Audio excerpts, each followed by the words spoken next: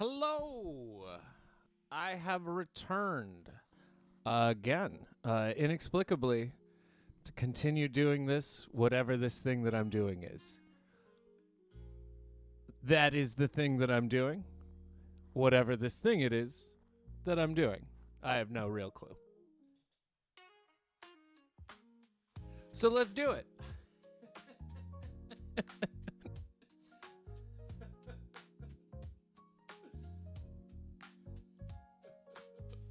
Thanks, Matt. How you doing this morning? Good morning, guys. Hello. Hello. This is the thing. Matt, we've added now I'm speed running writing a novel. Cause why not? Let's add a category. Let's just do it. I guess I really will just press start. Fuck it. Here we go. Oh my god. She was on. It really does work, doesn't it?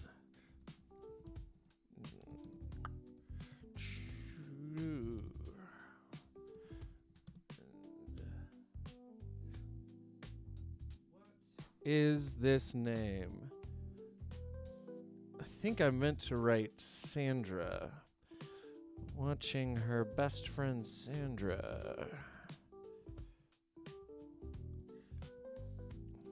fall all wrong on the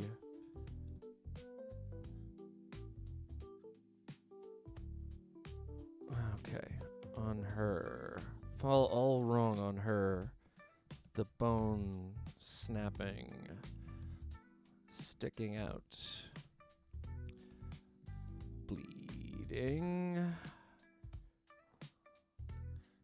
screaming. So this part, she is, yeah, doesn't it? I like it. I think it does. So in this part, I have switched to her essentially having her life flash before her eyes because she's about to die. So this is the life that's flashing before her eyes. All the things that could have taught her a lesson that would keep her from getting here are instead the memories that led her to making these mistakes entirely. But in order to do that, we're going to try and write that impressionistically, which is a word I have just invented. So we're going to go with a little sound and fury. We're going to try and get you into a space that is like a dream space. That's the whole plan. But that also means we're going to have to play with your eyes. So your eyes can't do the same thing that they normally do going over this. Just like with Faulkner's Sound and Fury, essentially you have to read a couple of those chunks like 3 times just to get what the fuck is going on. Is that a good thing? No answer.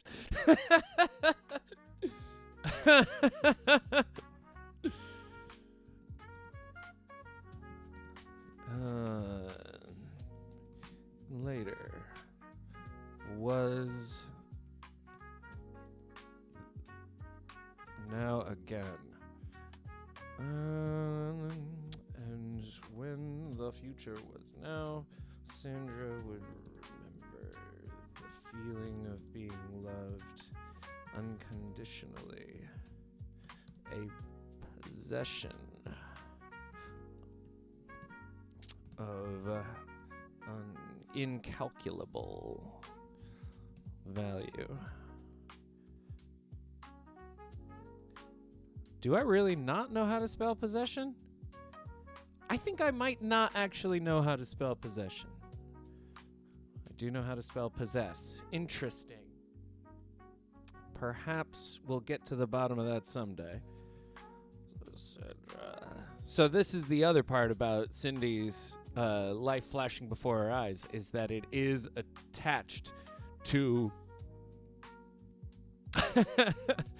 I'll do because that'll give them power, right, Matt? So her life flashing before her eyes, part of her fundamental character is that it is in service to somebody else. She is not the main focus of her own life, but that she's doing on purpose.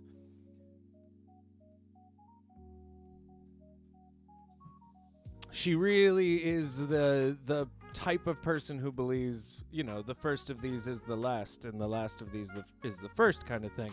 So what does that look like in practice when your life is flashing before your eyes? Like, how did Jesus' life flash before his eyes at the end? Was he like, shit, I remember fucking hitting on that girl in high school.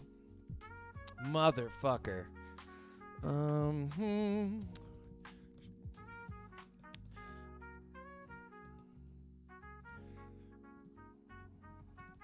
Divorce Cindy and the worst time in her life.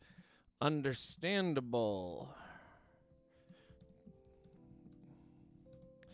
Also a possession of incalculable value. Wait. What does that sentence mean? Sandra avoided her when she recovered.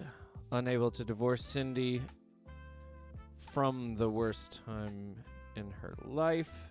Period. It broke Cindy's heart.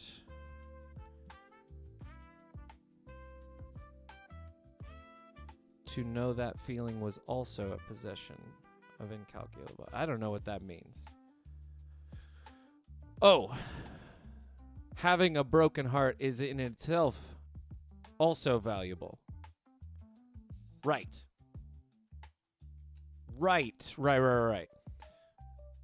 And in retrospect, Jesus Christ. I don't need to tell you that. Moving on. What a waste of words. She was in med school, younger than her class. Younger than her inmates, right? All right. Younger than her classmate. Younger still than her classmates. What's a better way of she was in med school? Again, we're doing impressionist, so what we need to do is med school.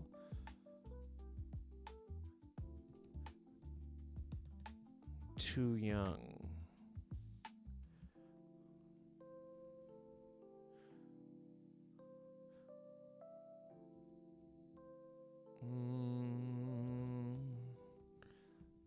Cooked.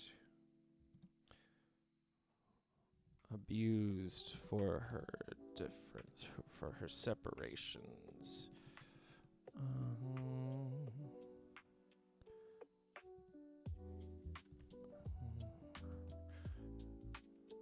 Uniqueness.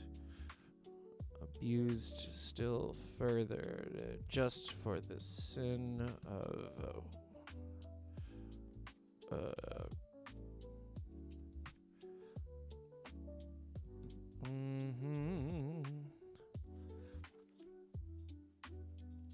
born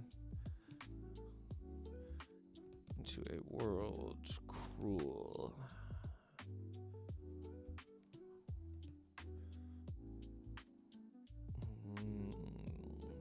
Yeah. It was resentment. No,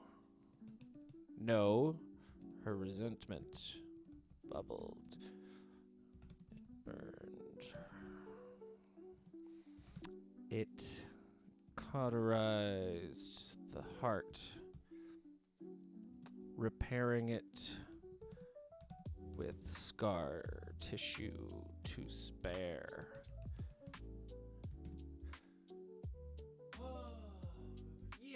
Yeah, that's not terrible. The system,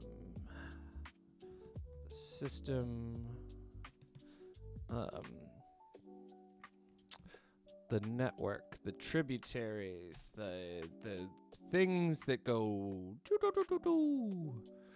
What are those called? The resentment bubbled.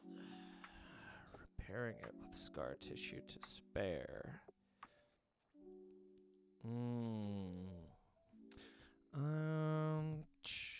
Don't need butts. We don't need butts in Impressionism unless, I guess, you're Georgia O'Keeffe. But you know, number two. Number two.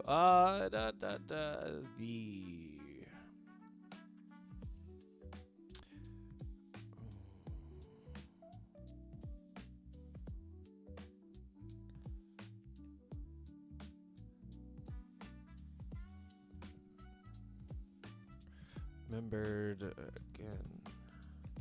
Remembered as echoes forward and back in her decisions.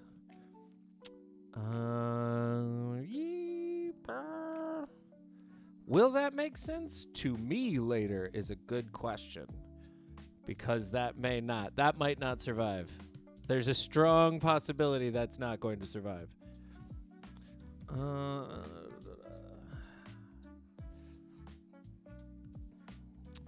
They wasted, they giggled.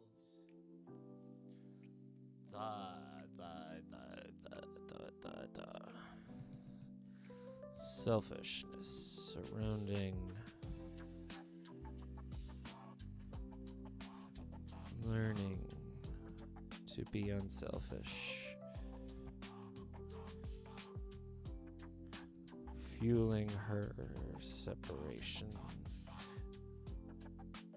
and accelerating her isolation.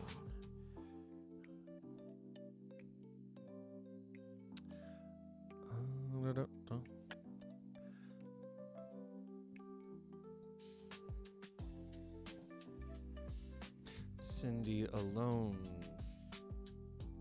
unselfish, unconditional, and unable to escape a broken heart filled with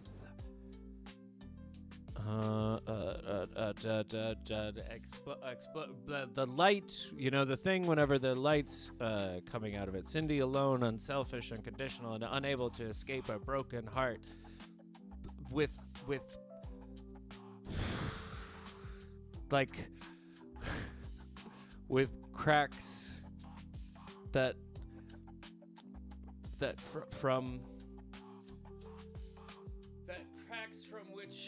cracks from which burning light emerged is fucking terrible.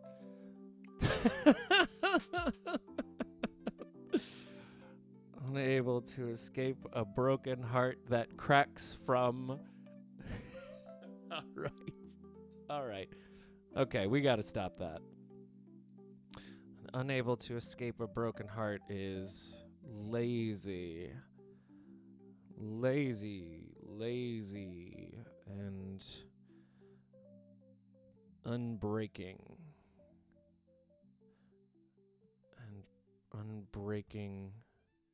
Cindy alone, broken, unselfish, unconditional,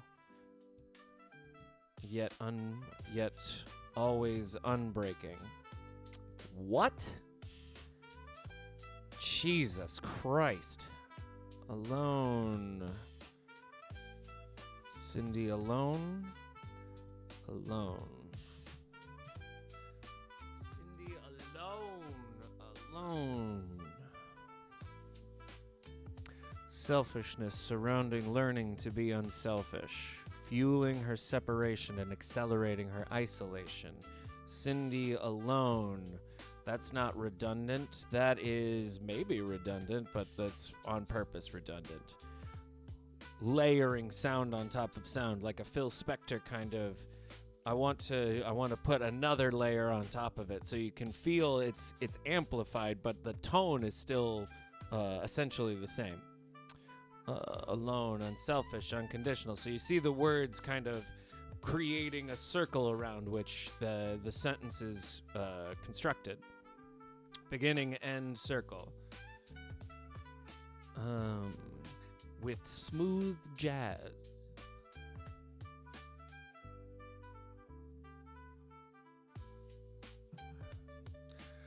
Alone, unselfish, unconditional.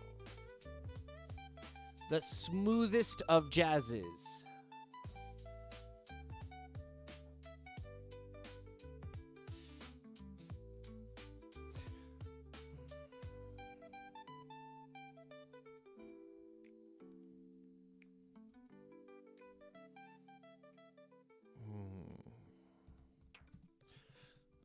Heart cracked, but unbroken.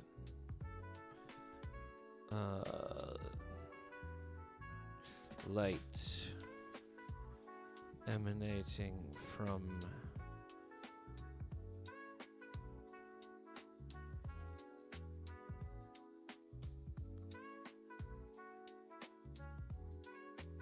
I want to say crevasse, and then I want to hit myself in the face. I can do both. But if I don't type it, then I don't actually have to physically hit myself in the face. So I'm going to remove my hands from the keyboard, and we're never going to write the word crevasse.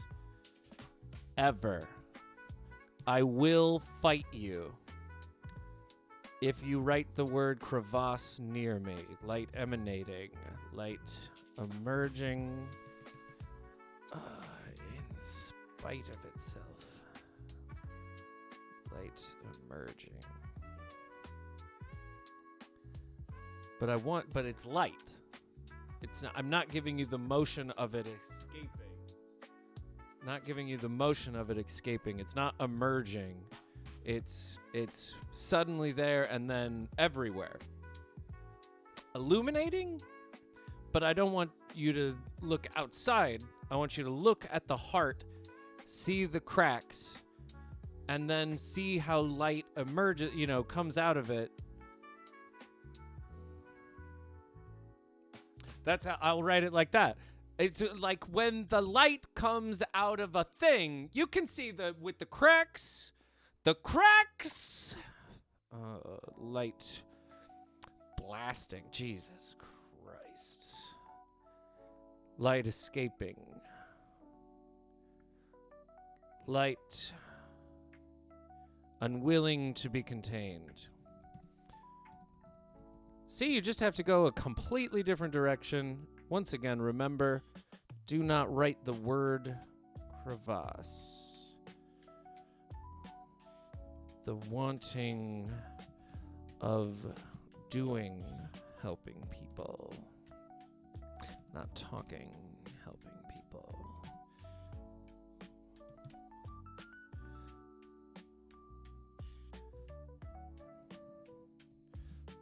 The escape. The escape to prison.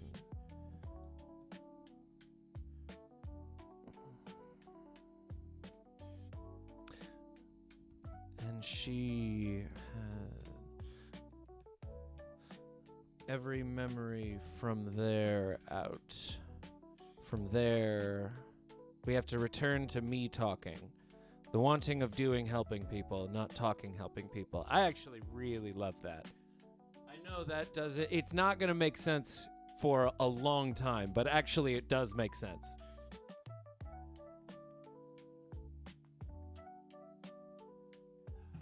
I know you might think it doesn't, but it does. You think it doesn't, but you're wrong.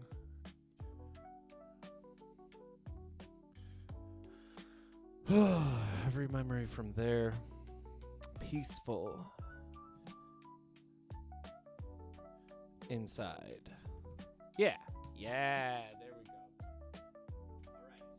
All right. It was this life. No, Jesus Christ.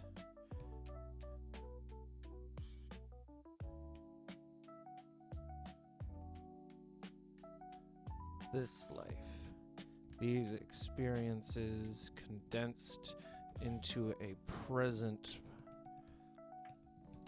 person were Cindy's attempt by Matt to communicate.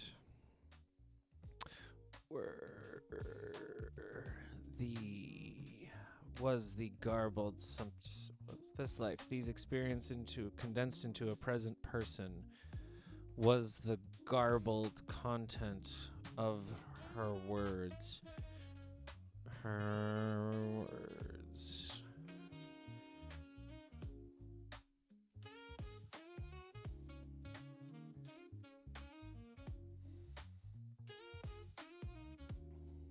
To share her beliefs required sharing her life.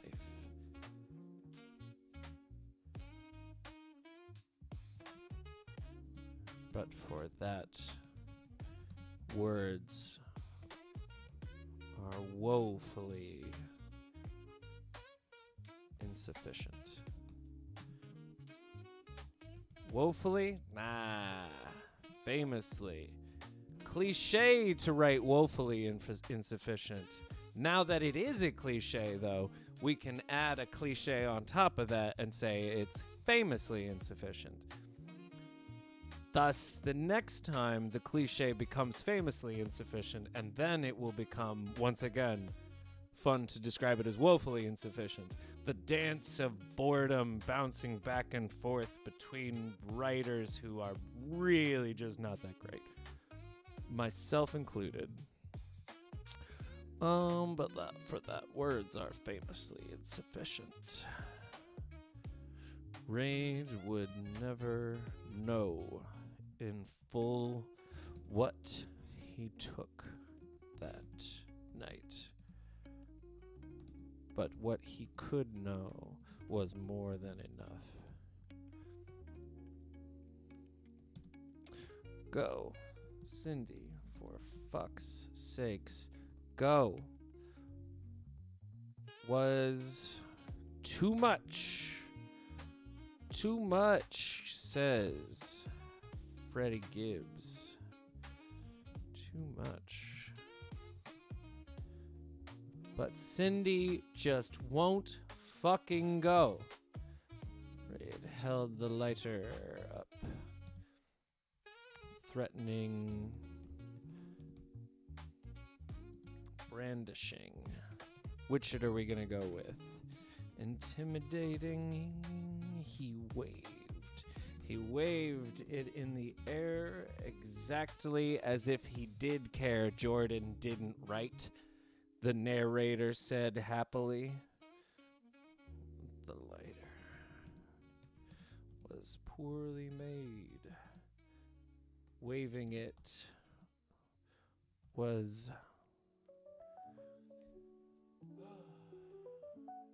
It did not survive.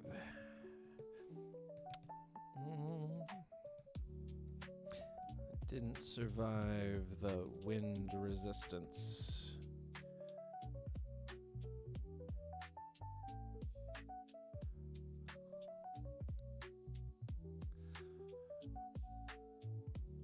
It broke. It broke into pieces.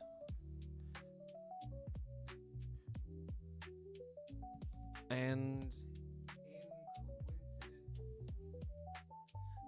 to Rade's regret,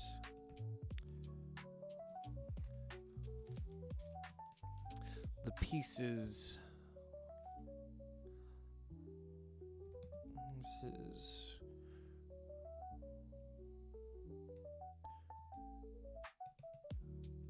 they were imbued, they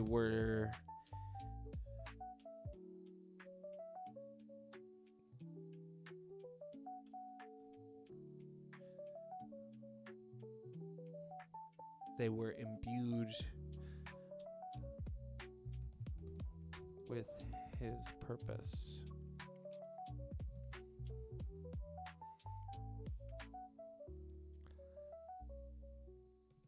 A spark,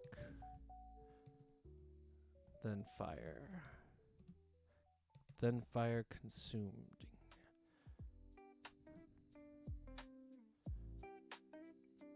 Then fire.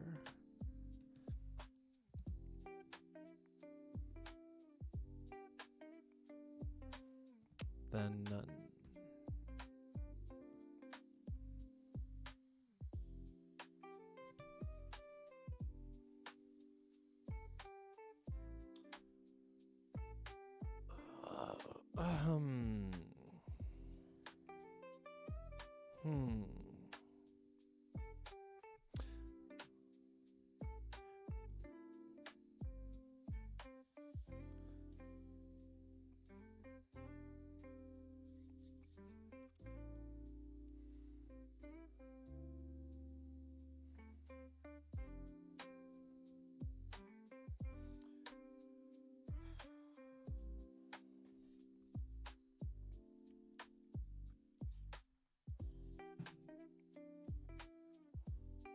What was left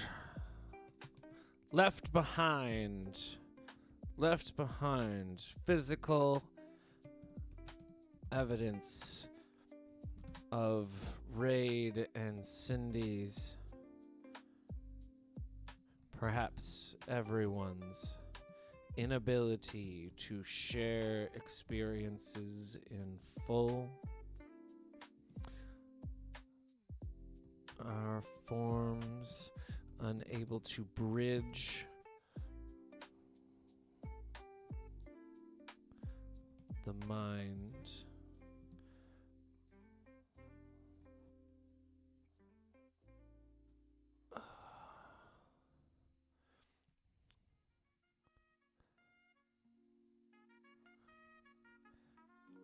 Had she been able to understand his experience? Had he been able to communicate the famously insufficient words in just such a way, perhaps they both would have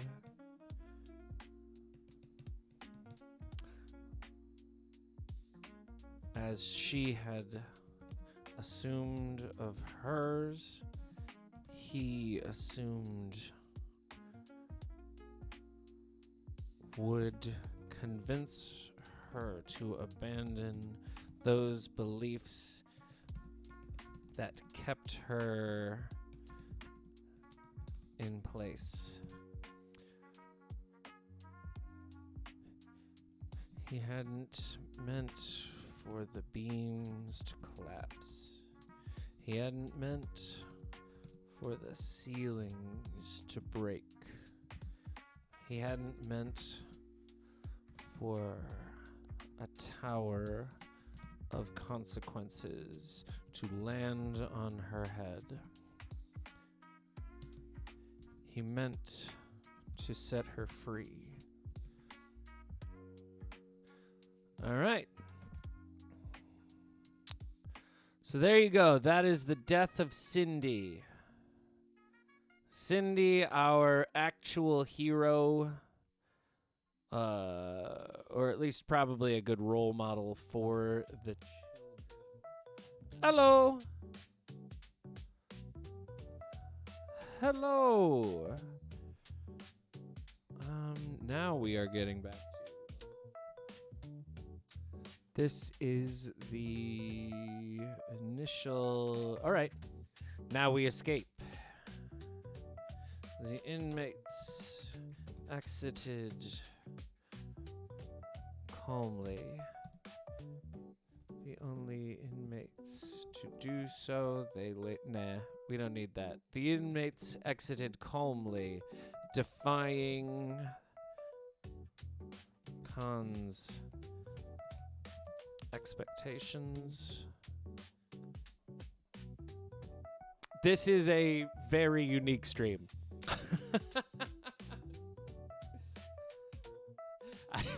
I will tell you this. Ask anybody who has followed the streams that I have done over the past few years. This is a unique stream. Good, bad, these are words that can apply in the eye of the beholder, but we can all agree on the reality that this is what it is. Calmly defying constant expectation, befuddling Khan's expectations. Who writes the word befuddling? The inmates exited calmly, he said, like a real sentence.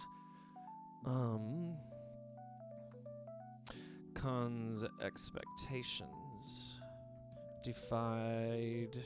No. Subverted once again. People were not who he thought they were. That's not good. People who he thought they were, people were not, said Yoda. Expectations subverted once again. Unendingly, repeatedly subverted tonight. Repeatedly subverted. Subverted multiple times already. They could sense a change in their own philosophy taking over. A change in their own philosophy? A change in their own philosophy? Sense their experience change. Could sense a change in their philosophy. Could sense themselves change. Or could sense the need for it. Could sense themselves change. Or at least, I don't need to say at least, I'm the narrator. Or they could sense themselves change, or not just. Or they could just no. Or just the need for it.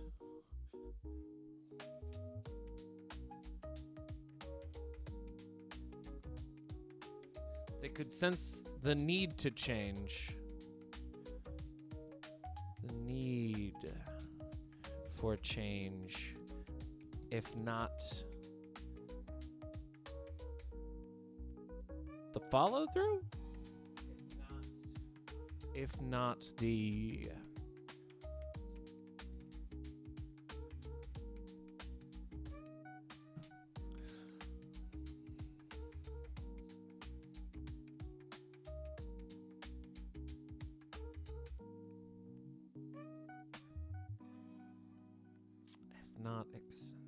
they could sense the need for change.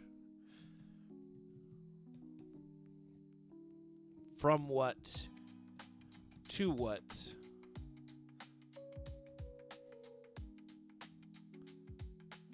Was unclear.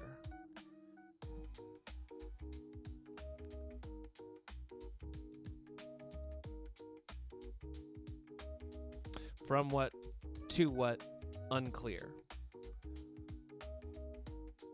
How's that for a sentence? How's that for a sentence? It only took... Man, what a speed run.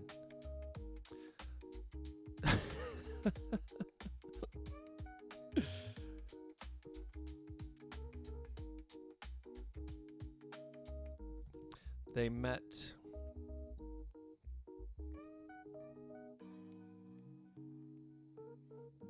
He gaggled. Rescuees.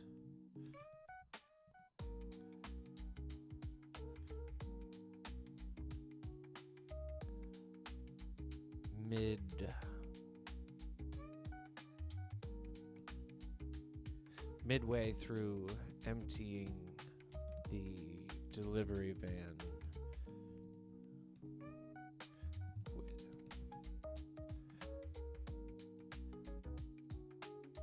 delivery boxes dotted the parking lot.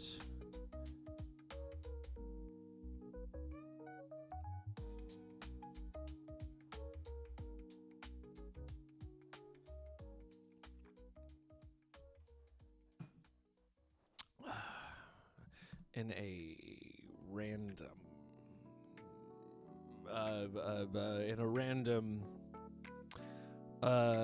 delivery boxes dotted the parking lot. Bruised delivery boxes. There we go. That's how you use words to describe an image. Jesus Christ. The van. They upped the tempo. When empty of commerce, the van filled with people.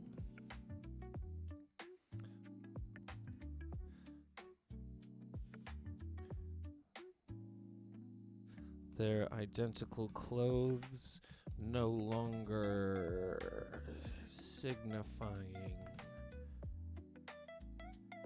capture.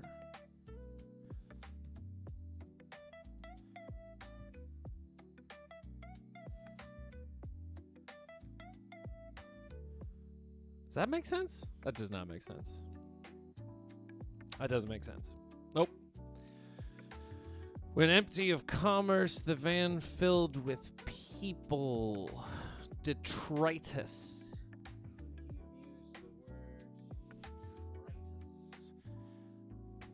When empty of commerce, the van filled with people.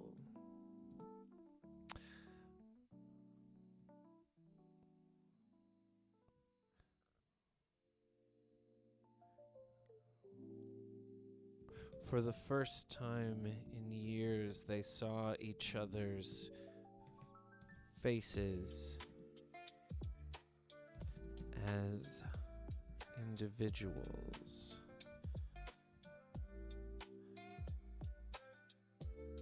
Saw each other as individuals, not identical clothes.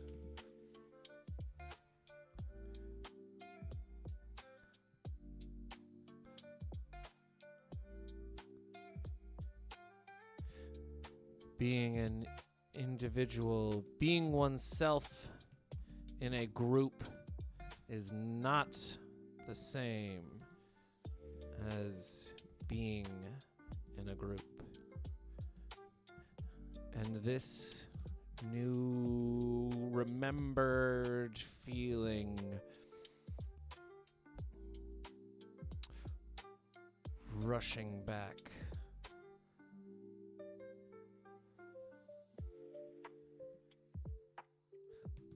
Like adrenaline.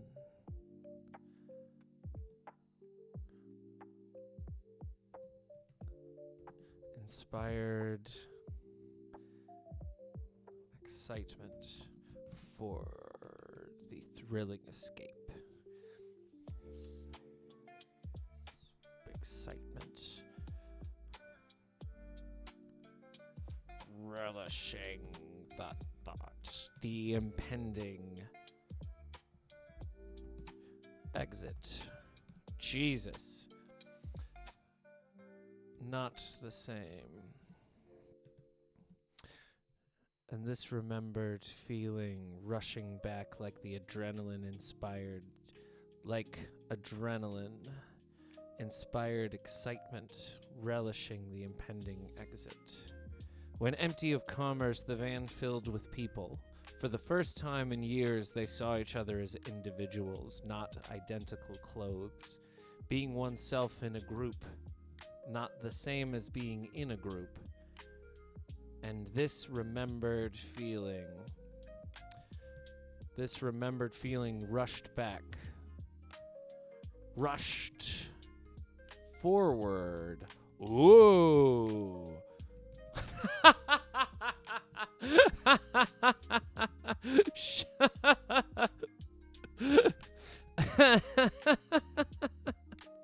All right, Jordan. The impending exit. Inspired excitement for the impending exit. The remembered feeling rushed forward like adrenaline, inspiring excitement for the impending exit. See, excitement and exit are, again, you gotta have little, you don't have to. I like to. That's my style, I guess. My style is to try and have as much echo and completeness within as small a space as I possibly can. Does that mean that I've read too much Japanese poetry when I was between the age of 12 and 16? Yes. Yes, it does. That's exactly what it means. Isn't that interesting? Trin saw diverging paths. They looked through the binoculars. Through the binoculars, Trin saw diverging paths. Jesus Christ. Through the binoculars. The vibing binoculars.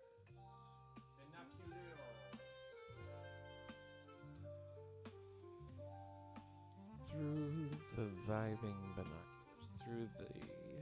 Through the thoroughly vibed binoculars. The justified, the vindicated binoculars, because they are great. Through the vindicated binoculars, Trin saw paths diverge. The triumphant crew of pirate rebels. That's fun. Let's just call them pirate rebels. The despondent arsonist limping spiritually towards them to meet them, to join them. Limping spiritually to join them. Spiritually limping? Limping spiritually. Why are we using one over the other? Because spiritually limping means that he's walking normally, but you can feel that his spirit is limping along. Now, limping spiritually, though, tells you that it is himself, the spirit of him, that is limping. It is his faith that itself is limping, as opposed to the idea of him limping, but not looking like it. He's not lying in one. He's not hiding one. It simply is.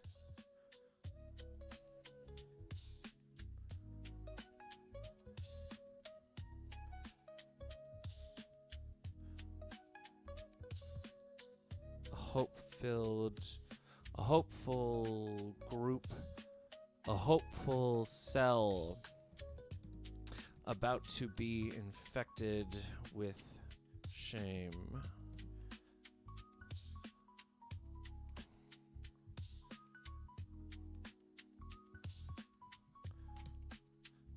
We watched Rade kick the window repeatedly until he realized they were the despondent arsonist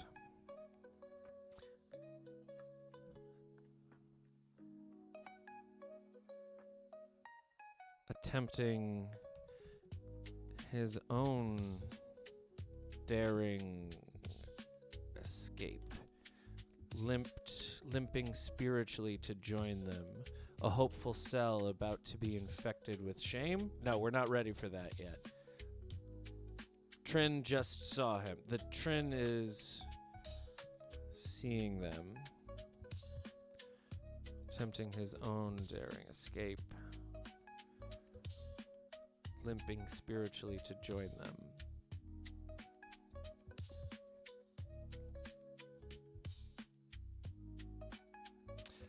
Paths attempting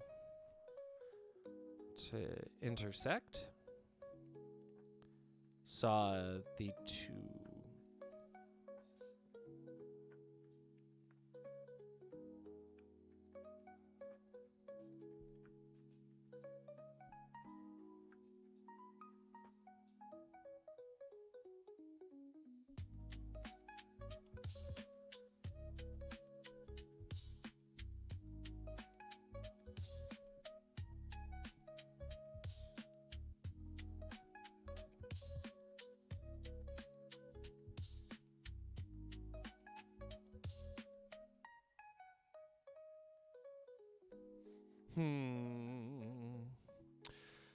Divergent paths.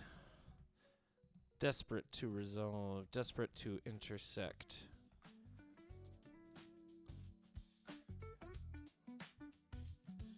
Yeah. Yeah.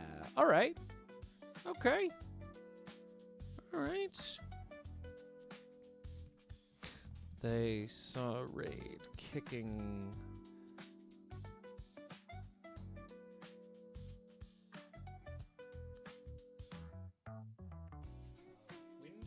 a window. They saw Rade kicking a window. A window. Attempting to kick through a cafeteria window. They saw Rade attempting to kick through a cafeteria window until he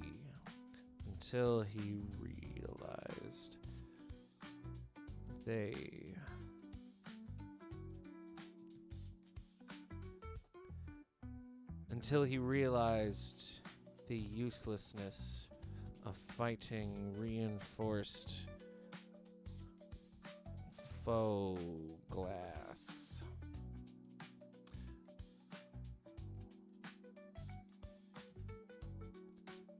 Not even a water fountain could break through these. 'Cause why not? If we're gonna do an institution, fucking throw in a reference to One Flew Over the Cuckoo's Nest, or you're a loser. That's right. I challenge you to not throw in a reference to One Flew Over the Cuckoo's Nest, so then I can insult you. That's the challenge, I guess.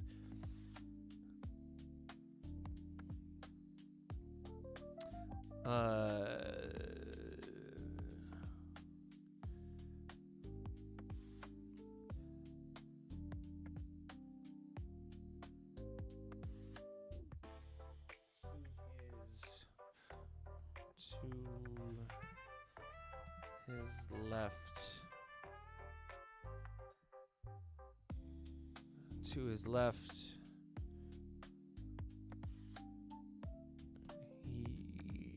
He turned to his left. He turns left down the hall.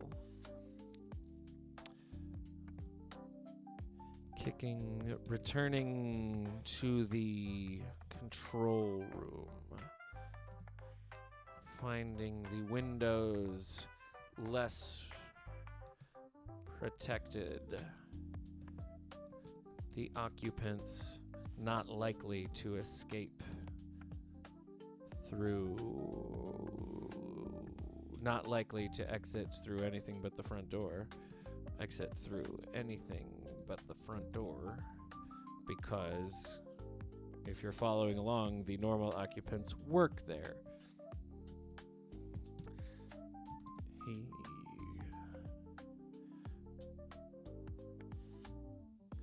found his kick. His kick broke through.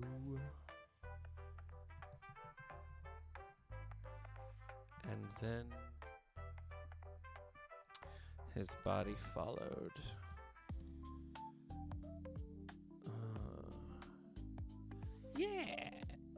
Yeah. All right. We're moving. We're moving out of the fucking institution. We're almost through this little chunk, this little scene. They saw Khan and Michael greet each inmate and be greeted in turn, because they're all going to be friends. Their hesitation visible, their gratitude equally so. They felt it. They felt change. We don't need in italics, we need to see it as a proper noun. And they felt like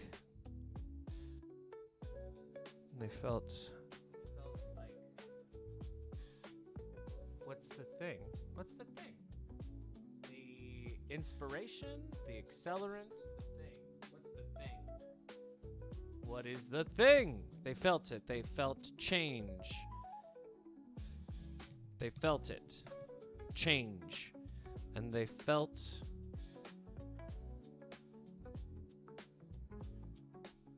brimming. They felt the stuff.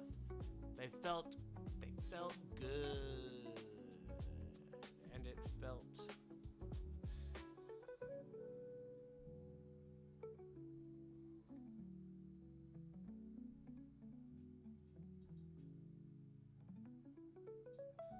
felt like the first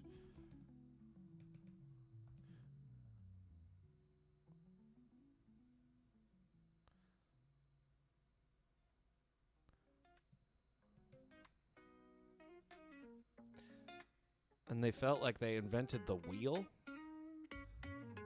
and they felt like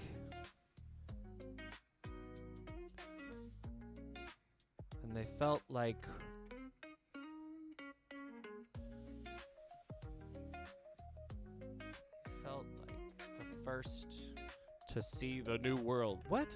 Shut up. They felt like the first. What's a thing that happened and then everything changed forever, Jordan? But not just that. It can't just be that. It can't just be like, oh, the Gutenberg press changed everything, but it didn't right away. It wasn't like an immediate change. Looking back on it, you can see it as that moment, but they wouldn't be able to feel like things would never be the same again. That's not how Gutenberg felt. He felt like everybody was going to laugh at him, because that's how we always feel.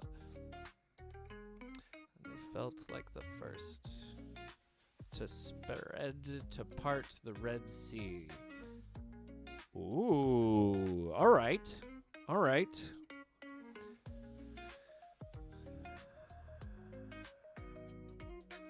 I feel like Moses, I feel like I'm chosen. And then your girl single to me. Don't give a damn. Grew up with no father, so nobody ever sent me. No, and they felt like the first to migrate down from the trees.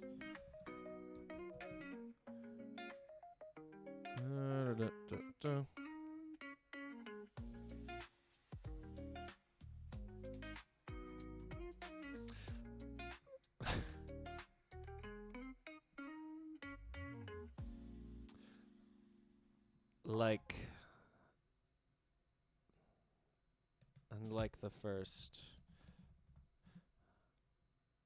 down from the trees was not necessarily better. Change is not necessarily improvement.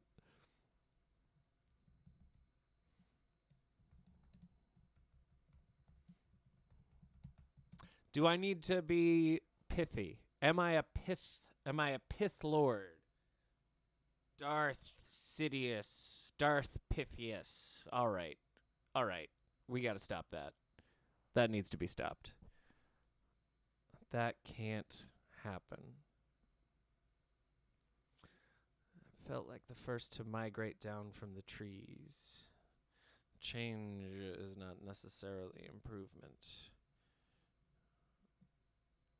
Change that could not be undone. That is accurate. The agent changes chosen agent ran from the burning building to the waiting delivery truck. The not waiting for too much longer delivery truck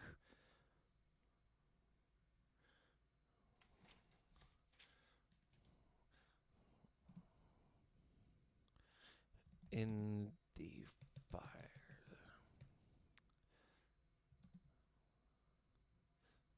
The flames of a metal van. Flames behind him. The flames of the past. The flames of the past framing him as an elemental.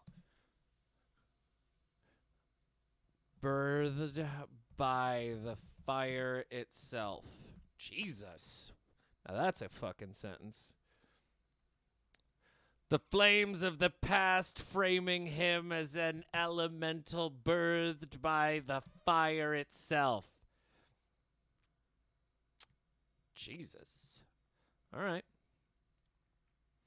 Is that how we're writing? That's how we're writing now. I guess that's what we're doing. Thoughtless.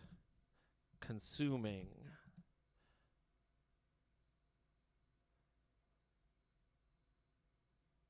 An avatar of some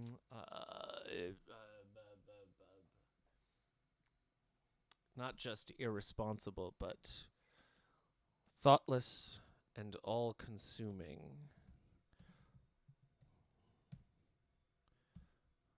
All right. Okay. All right. All right. Calm it down.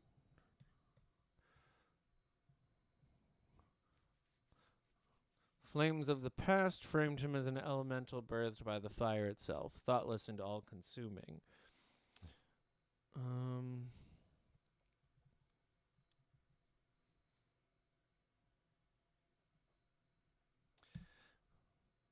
A premonition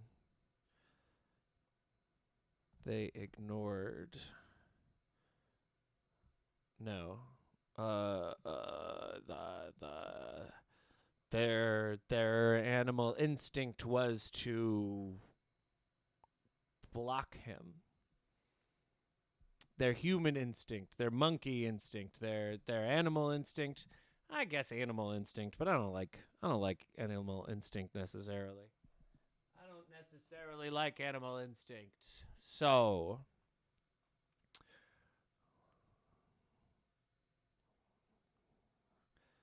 it was instinctive. It was instinctive. Their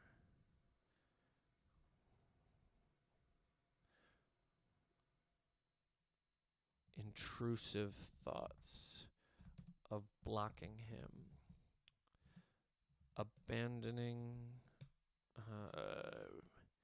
keeping him away from the tribe.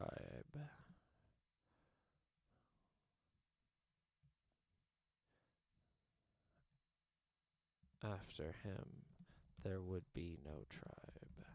No tribe. But that's change, baby. That is change.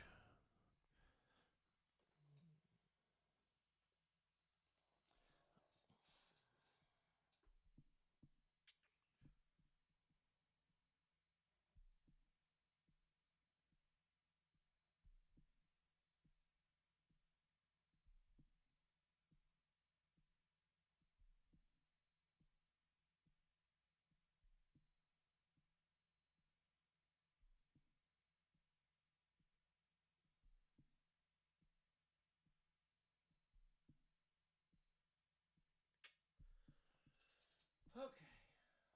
Oh, we're out of music.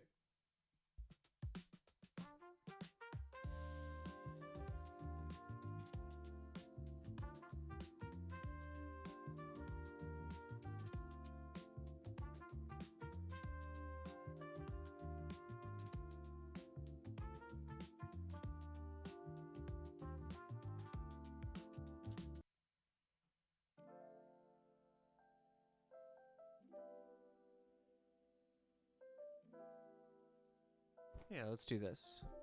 Let's do this now. They looked further forward, past the premonition of destruction, to the rebirth, to the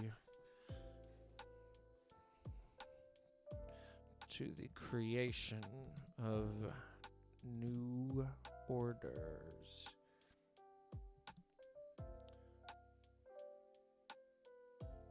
Khan's face in this future.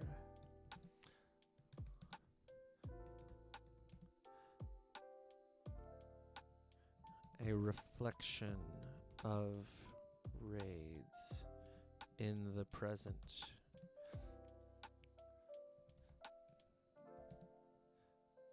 They felt that change.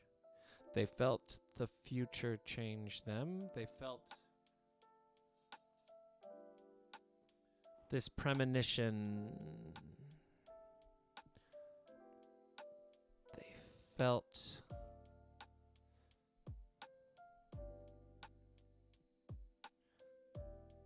They felt change again. They felt change again, and then change again. The further she looked,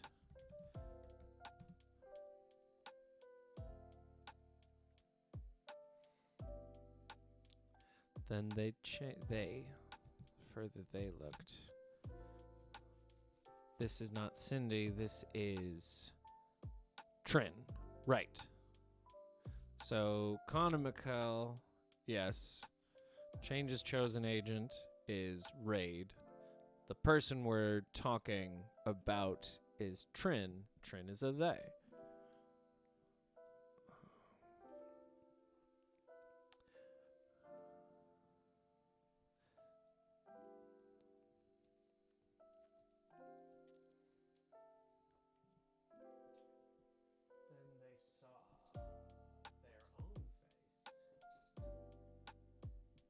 Then they saw their own face. They saw their own face.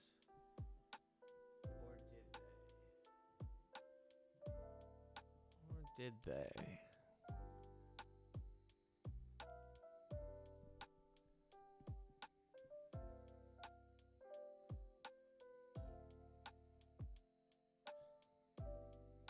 Then the change was now. Then change was now.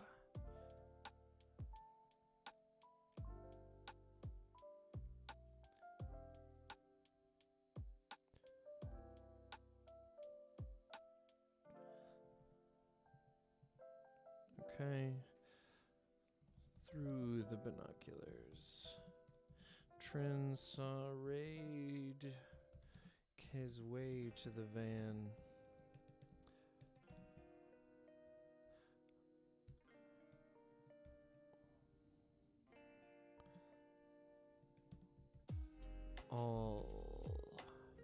All visions dissipated,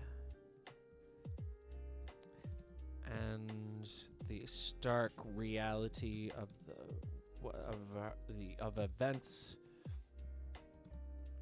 played out. All right.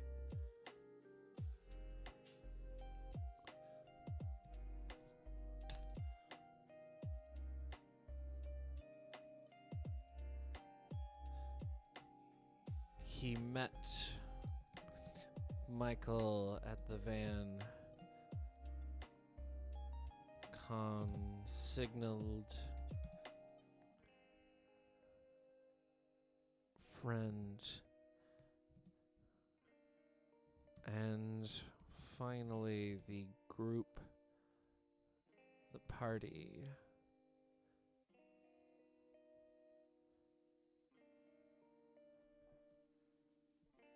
escaped. The party moved, the party bounced. Finally, the party was ready to begin.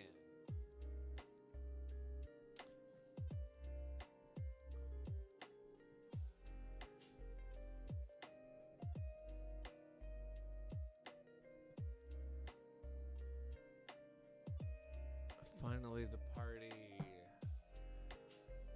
noticed his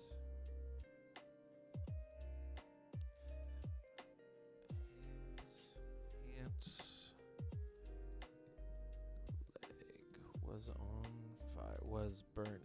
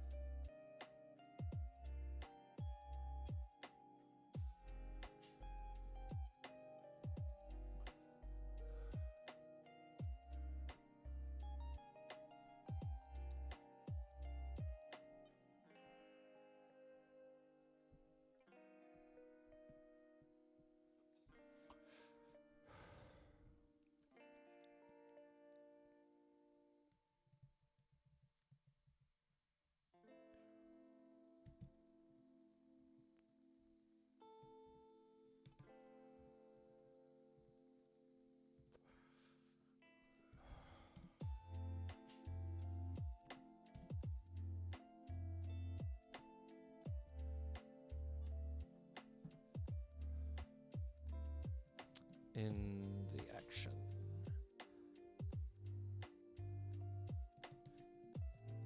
he stopped, dropped, rolled, and then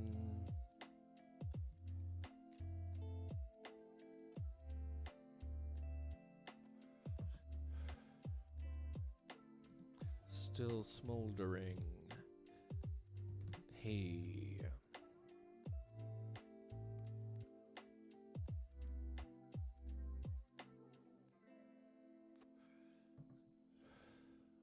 brushed. He removed his pants.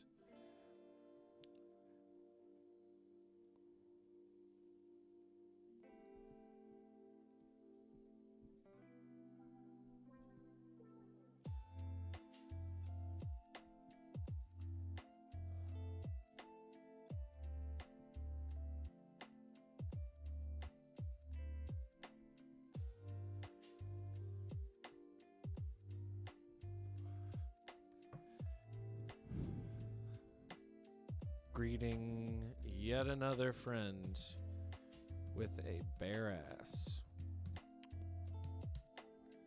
Greeting their new friend,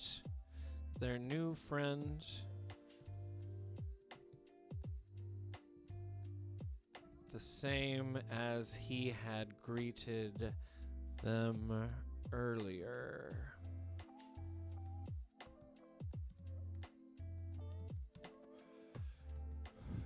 with a bare ass. Sathresh! So good to see you! I guess. Seeing, whatever. You know how the concept works.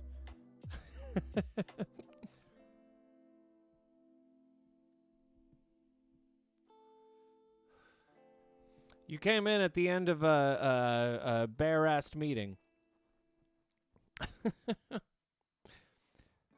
And then, still smoldering, he removed his pants. We don't need that.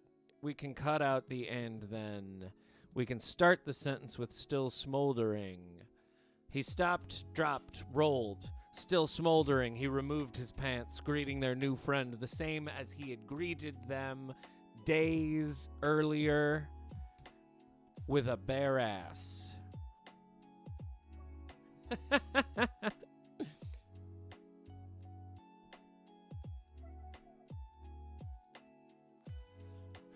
Sorry to shock you. I am sure that you have fainted upon your couch, Sathresh, and are awaiting Mr. Darcy to, apologize.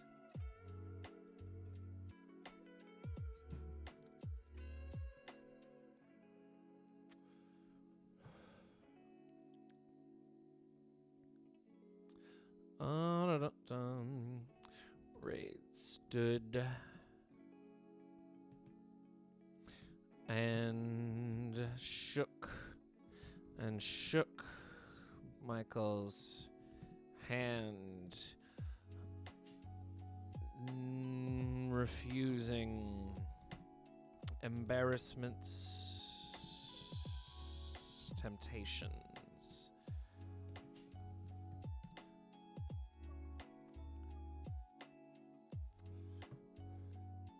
He removed his balaclava, revealing an ash-covered face,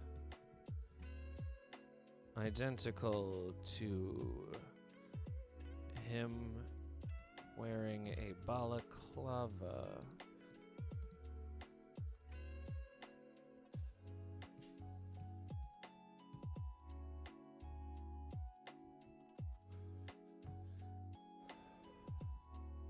The pattern of ash, identical to the balaclava. To the balaclava.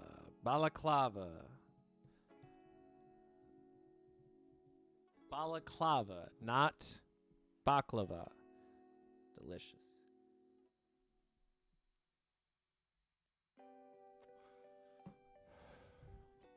He unzipped his fanny pack, removing green glow sticks. He cracked them and threw them in the air, celebrating success.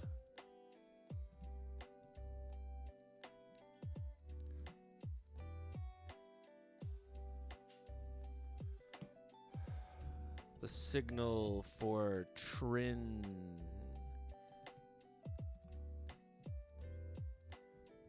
to meet up downhill, to send downhill, to go downhill, to meet them at the drop point. What? Meet them at the drop point. What are we?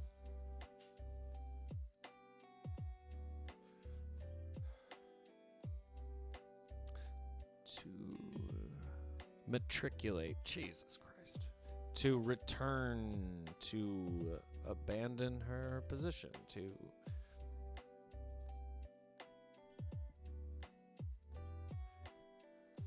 have a fucking good day. The signal for Trin to relax. To open champagne.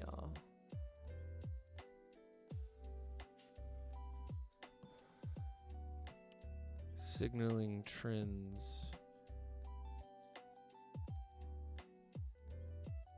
Turn for exit. Turn signal. The signal.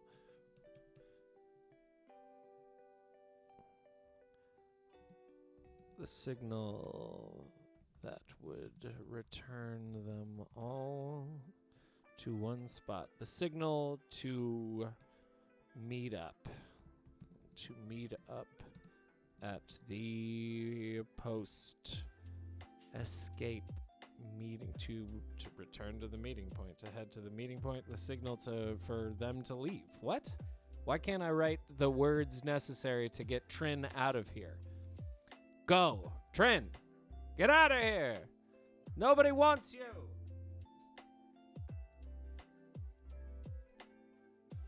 Nobody wants you here. Go. He just celebrates success.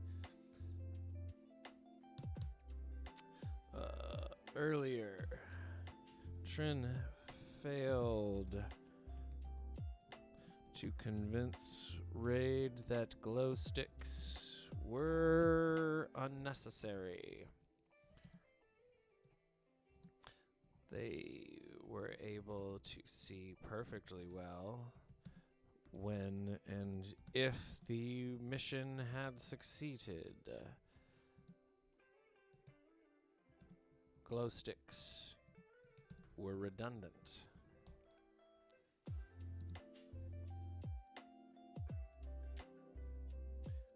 Being able to send a signal was signal enough. Yeah. Merely being able to send a signal was signal enough. Would be signal enough? Technically it is would be signal enough.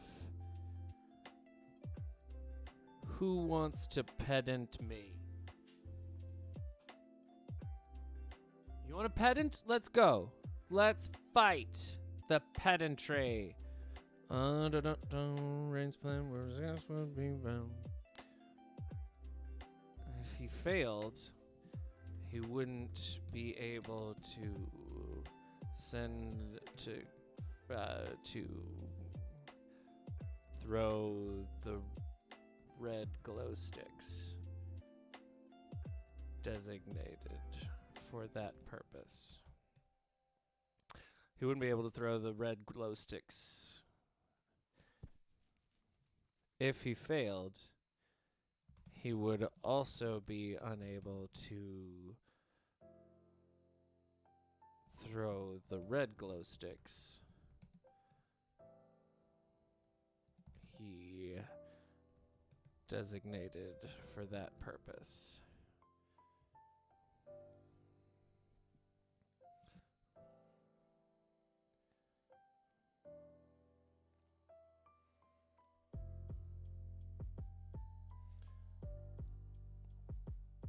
The green glow sticks did exactly not their job.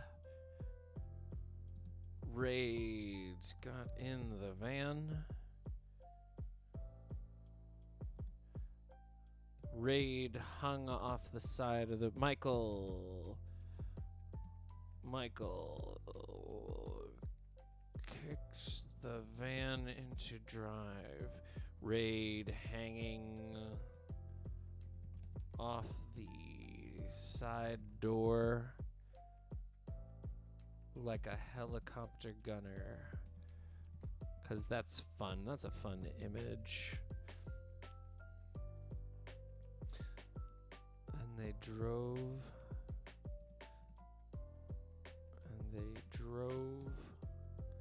away from the scene. Never to return. Nah, don't need that.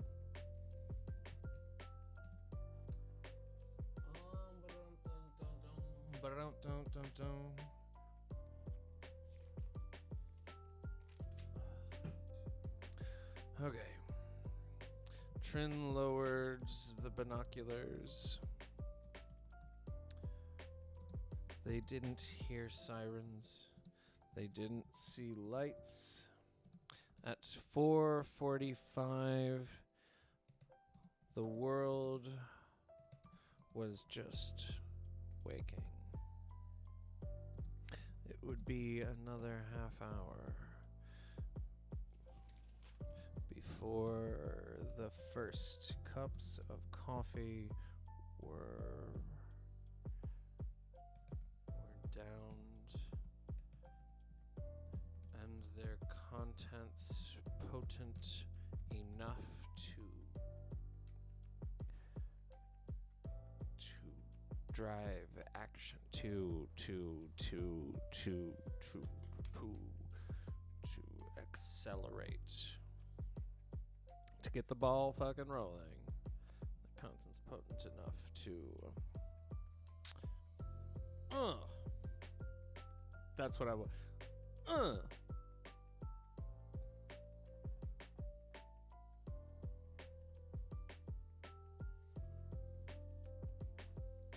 Kickstart the system.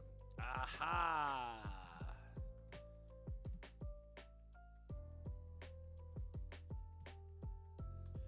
To jumpstart the process. The system. Yeah.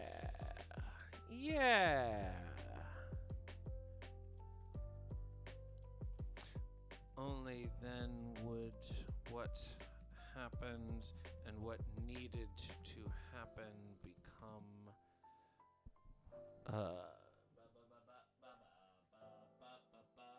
only then what would happen and what needed to happen.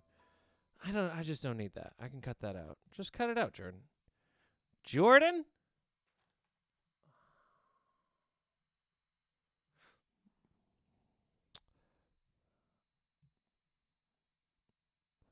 "30 minutes was plenty of time for them to strafe down the hill, reach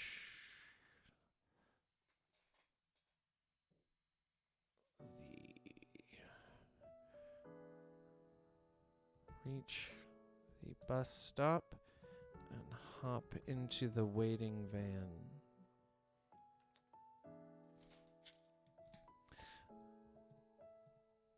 Inside, they caught Khan's eye. How did you wind up with the van?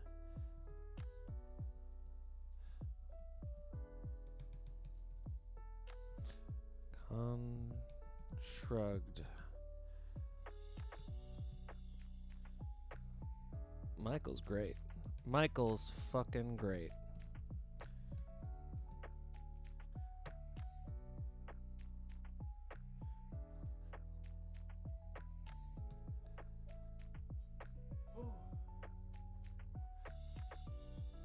No shit, Seth. That's cool.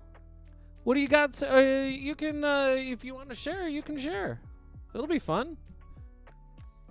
No one here is going to judge. That's really cool. Who collabed on you? Ah, no! What is happening? What is happening? Oh my God. What is happening? Oh no! Jesus Christ.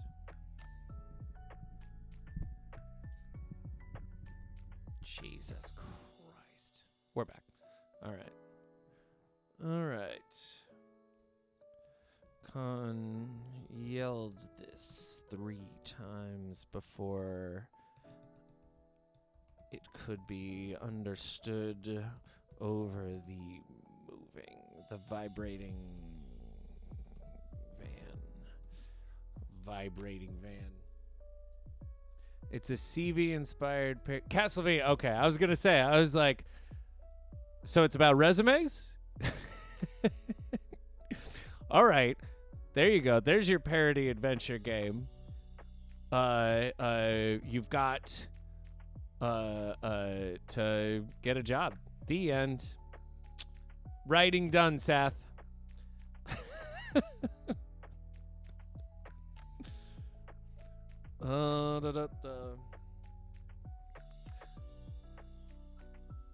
Once understood, though, it was undeniable.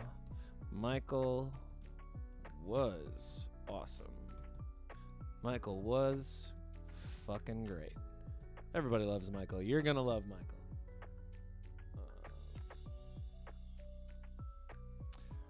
Raid, helpfully. Raid's face suddenly popped in. Raid helpfully popped in. Raid's face. Raid helpfully popped in. A dumb grin. A dumb grin. The grin of a long shot pulled off. The dumb grin of a long shot pulled off.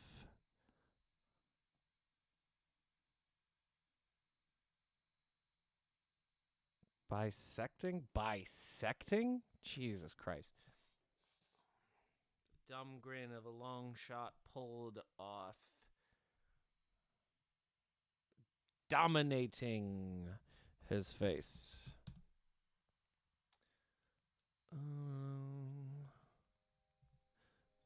He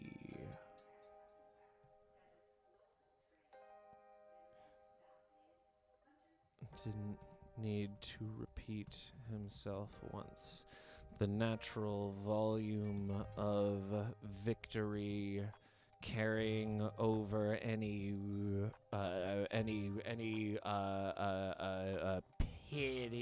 petty noises.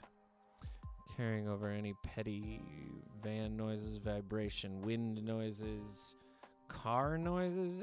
They're fine. Over any petty noises. Could be anything. I thought we were going to have to walk.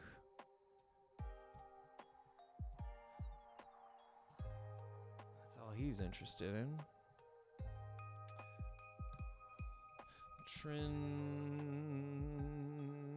Trin knew that they were the only person who knew what they were the only person aware of what Rade had done. They were the only person aware of what Rade had done. And that the others didn't need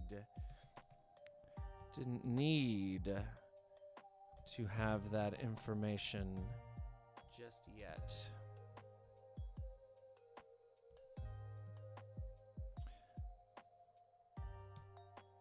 Maybe at all.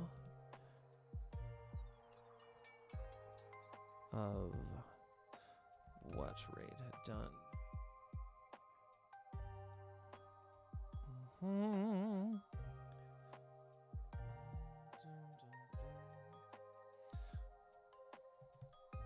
In fact, there were plenty of reasons to keep that information. Nah, we don't need that.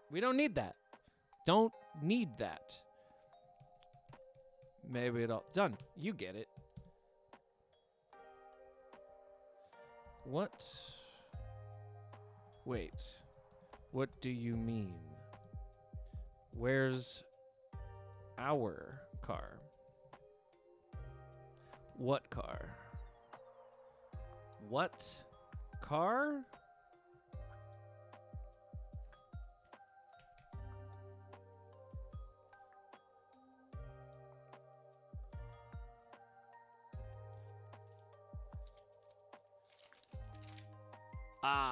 That's the end of that chapter. All right, let's see. What do we got here? Let's read what we have done today. Okay. She was on the field in 9th grade, watching her best friend Sandra fall all wrong on her, the bone snapping, sticking out, bleeding, screaming. She was pushing a wheelchair, Sandra berating her, insulting her, begging her to leave, trying to force her to leave. When Sandra wasn't looking, Cindy smiled. Even then she understood that now became then, became later, was now again. And when the future was now, Sandra would remember the feeling of being loved unconditionally, a possession of incalculable value that Cindy alone could give. Sandra avoided her when she recovered, unable to divorce Cindy from the worst time in her life. It broke Cindy's heart. Med school, too young, a woman not yet cooked, abused for her separations, her uniqueness, abused still further just for the sin of being born into a world cruel. Her resentment bubbled, it burned her, it cauterized the heart, repairing it with scar tissue to spare. The pain remembered as echoes forward and back in her decisions. Selfishness surrounding learning to be unselfish, fueling her separation and accelerating her isolation. Cindy alone, unselfish, unconditional, heart cracked but unbroken, light unwilling to be contained. The wanting of doing helping people, not talking helping people, to escape the prison. Every memory from there on out, peaceful.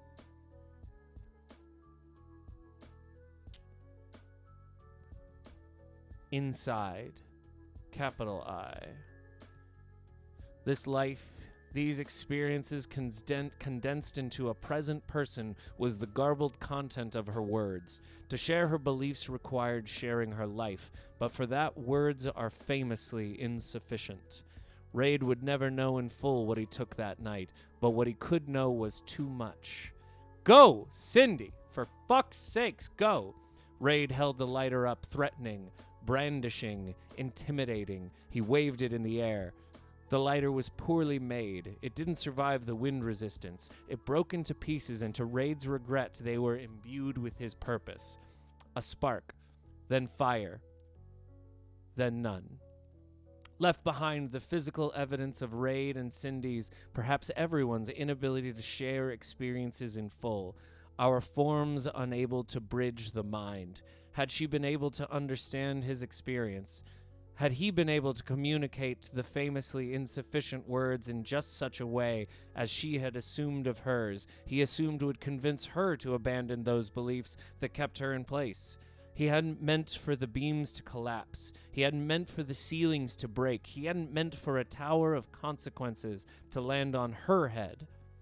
He meant to set her free. The inmates exited calmly. Khan's expectations subverted multiple times already. They could sense the need for change. From what to what? Unclear. They met the gaggled rescuees midway through emptying the delivery van. Bruised delivery boxes, bruised boxes dotted the parking lot. They upped the tempo. When empty of commerce, the van filled with people. For the first time in years, they saw each other as individuals, not identical clothes. Being oneself in a group, not the same as being in a group. This remembered feeling rushed forward like adrenaline, inspiring excitement for the impending exit. Through the vindicated binoculars, Trin saw divergent paths desperate to intersect. The triumphant crew of pirate rebels, the despondent arsonist attempting his own daring escape, limping spiritually to join them. They saw Rade attempting to kick through They saw Rade trying to kick through a cafeteria window until he realized the uselessness of fighting reinforced faux glass. Not even a water fountain could break through these. Could break through. We don't need these. He turned left down the hall, returning to the control room, finding the windows less protected, the occupants not likely to exit through anything but the front door. His kick broke through, and then his body followed. They saw Khan and Michael greet each inmate and be greeted in turn, their hesitation visible, their gratitude equally so. They felt it, change, and they felt like the first to migrate down from the trees. We don't need ands. They felt like the first to migrate down from the trees, change that could not be undone. Change's chosen agent ran from the burning building to the not waiting for too much longer delivery truck. The flames of the past framed him as an elemental birthed by the fire itself, thoughtless and all-consuming. It was instinctive, their intrusive thoughts of blocking him, keeping him away from the tribe. After him, there would be no tribe. They looked further forward, past the premonition of destruction to the creation of new orders. Khan's face in this future were a reflection of Rade's in the present. They felt change again, and then change again the further they looked. Then, change was now. Through the binoculars, Trin saw Rade make his way to the van, all visions dissipated and the stark reality of events played out. He met Michael at the van, don't need to say that again. He met Michael, Khan's signaled friend, and finally the party noticed his pant leg burning. He stopped, dropped, and rolled. He stopped, dropped, rolled. Still smoldering, he removed his pants, greeting their new friend the same as he had greeted Trin days earlier, with a bare ass. Rade stook and shook Michael's hand, refusing embarrassment's temptation. He removed his balaclava, revealing an ash-covered face. The pattern of soot, identical to that of the balaclava.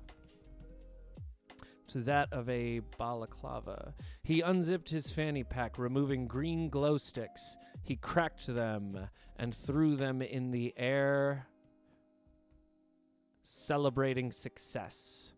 Earlier, Trin failed to convince Rade that glow sticks were unnecessary. They were able to see perfectly well when and if the mission had succeeded.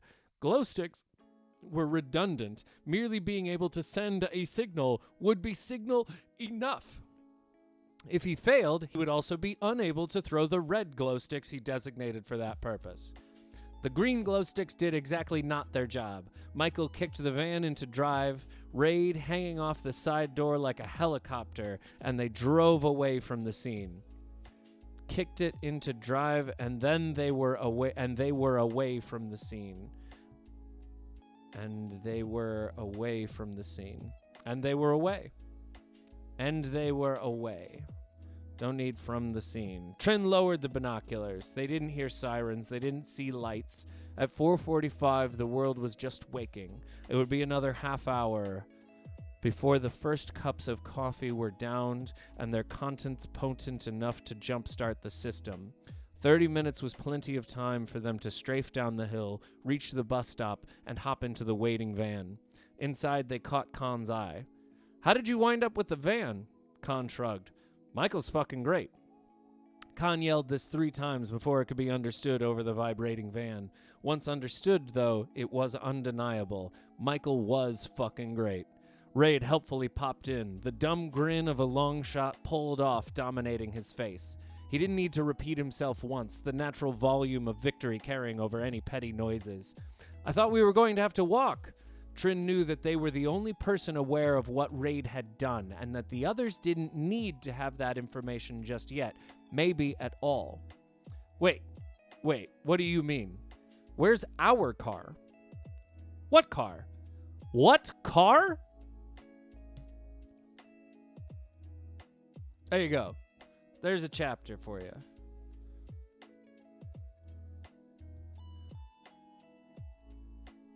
There you go.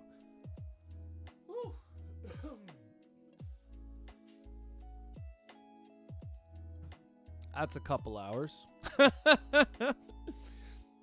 all you need to do for a couple hours. Ugh. I am going to take a quick break. I'm going to go to the bathroom real quick. I will be right back.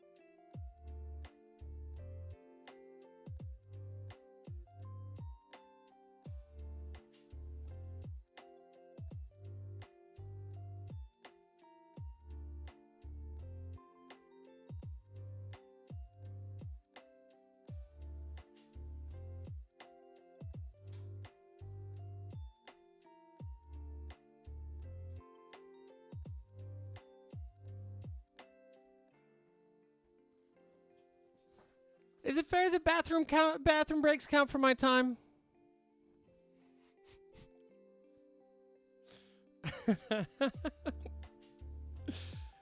I want that 2 minutes back on my time. Where's my splits at? 2 wasn't a pattern, nor could it yet be described as a spree. But Sybil was unnecessary. King Robes. Is Sybil a reference? Hell yeah, Seth. Is Sybil a reference, or does Sybil actually exist? You'll never know. You'll never know. Or maybe you will. King Robes found it easy to predict a third. He looked at a map of the United States on his desk in the desk. I love the desk. Seth, I don't know if you were here for the earlier bit. King Robes works inside of an office building that's shaped like a desk, and his office is in a drawer. And the building is shaped exactly like his building, his desk inside the drawer of his building desk. It's like a little, I don't know if I've said this at all before, maybe 5 different times, but it's a visual metaphor again, like the small inside you know, God damn it. Maybe I'm, how many horses can you beat to how much death? Is there a super death that you can beat a horse to? Super death horse on his desk, in his desk. And we can use little scare quotes, because that's how we do it. Where will you go next, Fireboy? What the fuck is Kansas? He loomed over the map, casting a substantial shadow. Who needs to talk about somebody's weight? Talk about their shadow.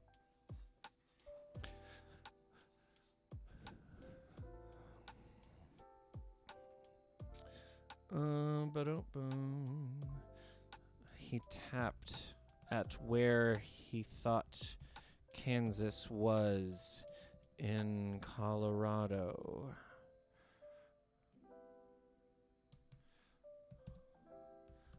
Is that what Kansas looks like? How do I never remember what Kansas looks like? How many mountains are there? Do I own any mountains? He shouted the last question, refusing to press the intercom. When there was no response, he remembered Molly wasn't there. He pulled the phone. From I like a good where's Kansas? I love a good it's where? Also, if you can, if anything, always write that people don't know anything about the Midwest. People from not the Midwest do not give a shit. He pulled the phone from his desk, unlocked it with several fumbling swipes, and tapped the screen until he finally rang. Until he rang. Until the front desk.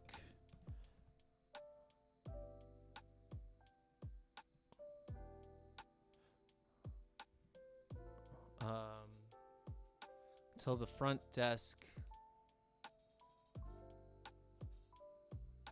Till the front desk. Tap the screen until the front desk buzzed. 6 miles away. How many mountains do I own? The front desk. Used to this behavior. Used to this behavioral defect from there. Otherwise, even worse. Boss.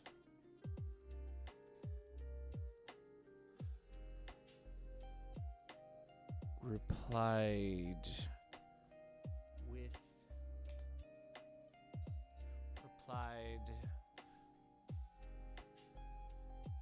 with obsequious defiance. Obsequious defiance.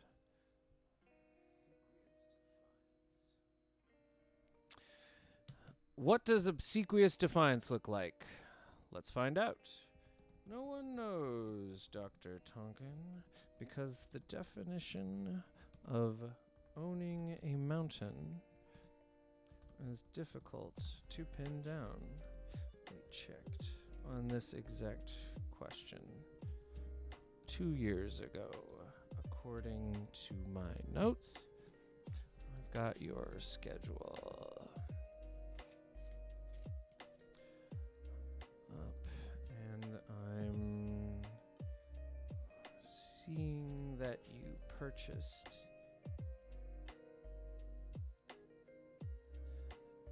a 16,000 square. How big is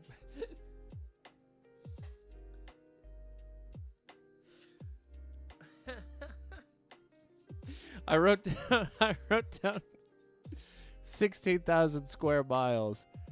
I'm going to be honest with you. I do not think there are that many miles. I don't know how many miles there are. How many square? I do not have a concept of size. Not even the slightest concept of size.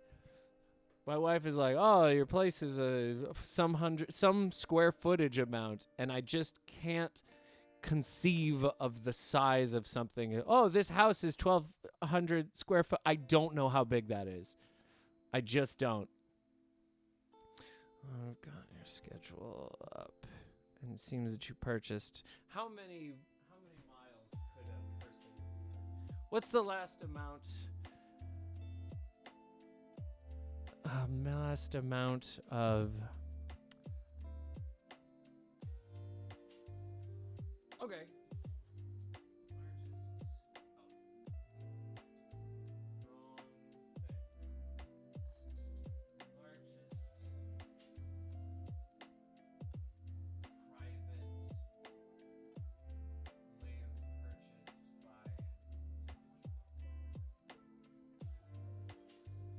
Any amount of square footage is big as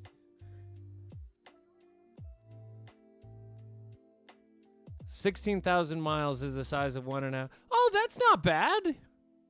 That's not bad. All right, so somebody bought 100. I'm looking at this result now. Apparently, somebody once bought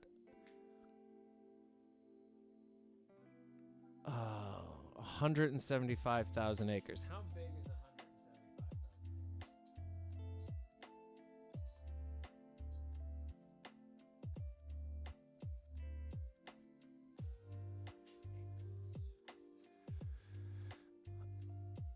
All right.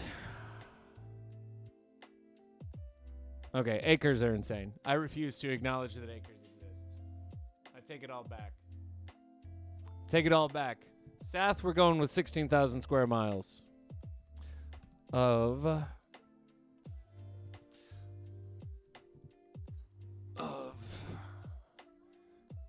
what? Where would he have bought? Where would he have bought 16,000 square miles of in the United States? Utah, of northwestern of Utah, because that's what rich people really want. They want Utah. Lord knows why.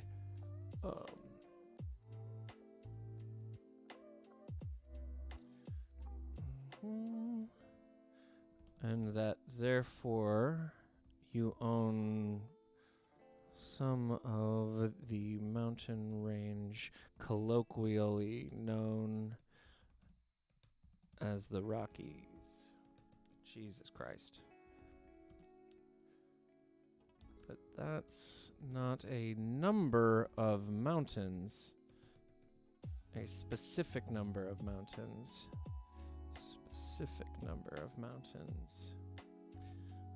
And geologists refuse to agree on the exact difference between a small mountain and a giant rock formation. Furthermore, the United States government can exercise prominence. Hello! At any time. So can it ever be said that you own the mountains?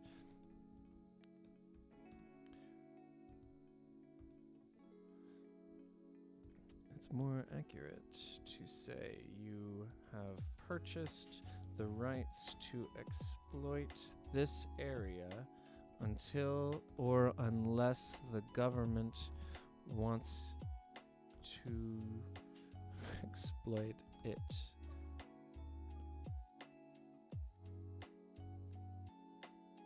To take it from you.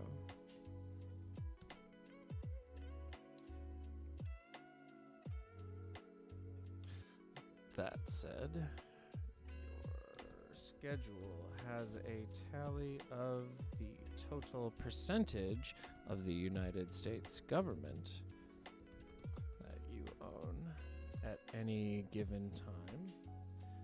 And as of this moment, it is just over 55%.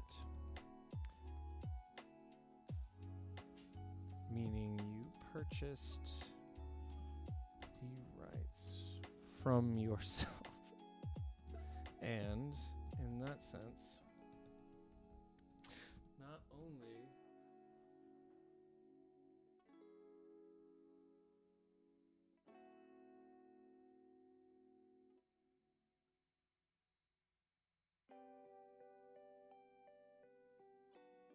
I get what you're saying. So here's the thing about that. Because I considered doing the voice to text option just as a way of like, I guess, shortening this whole thing. But I actually wrote the first draft of this all longhand. And the reason that I write it longhand is for the kind of constant sense of motion that I get, the physical action of writing, as opposed to like doing voice memos or something along those lines, which, I suppose I could have done. I don't mean I suppose. I could have done. I knew I could have done those things.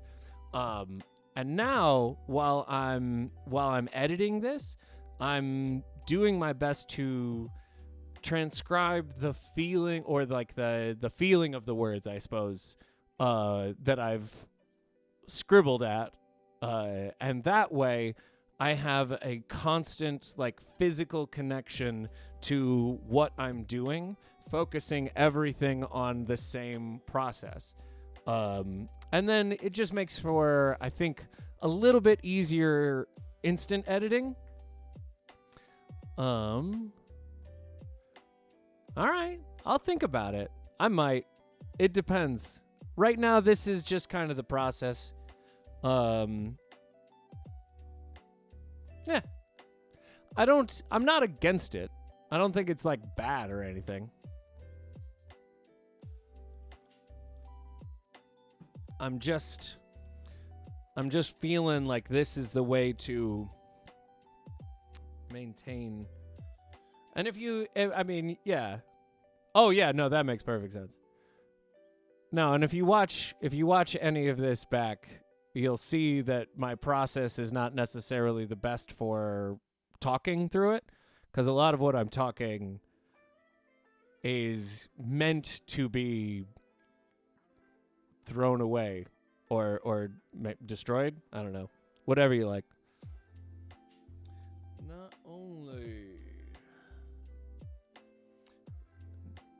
Not only do you own the square mileage referenced earlier,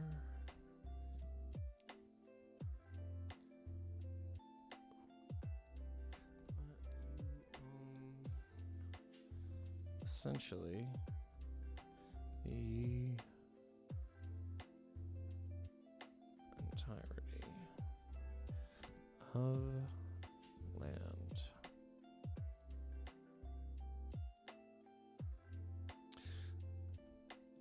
That said, owning land is a four-dimensional question. Can you own something that existed before you and will exist after you?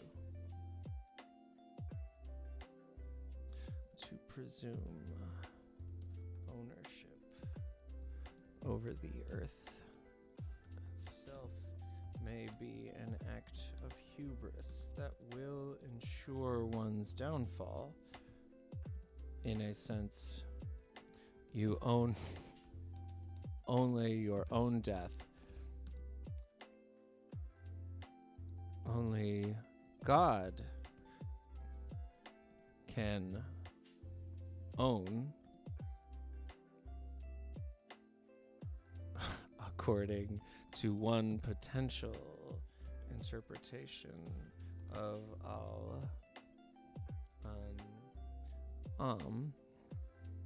which is a book in the Quran, to which King Robes replies,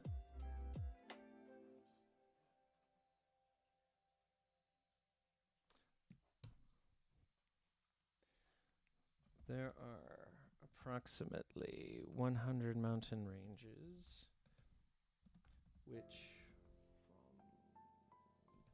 from one point of view, from the human point of view, could be considered large.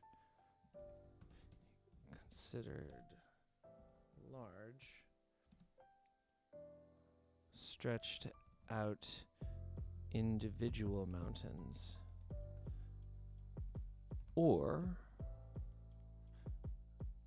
from the mouse's point of view,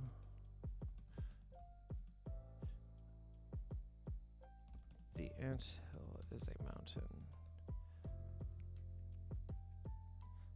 Do you own that?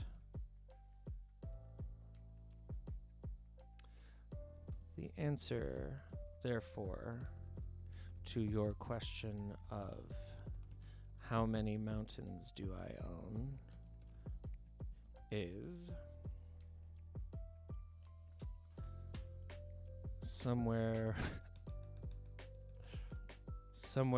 between 0 and all.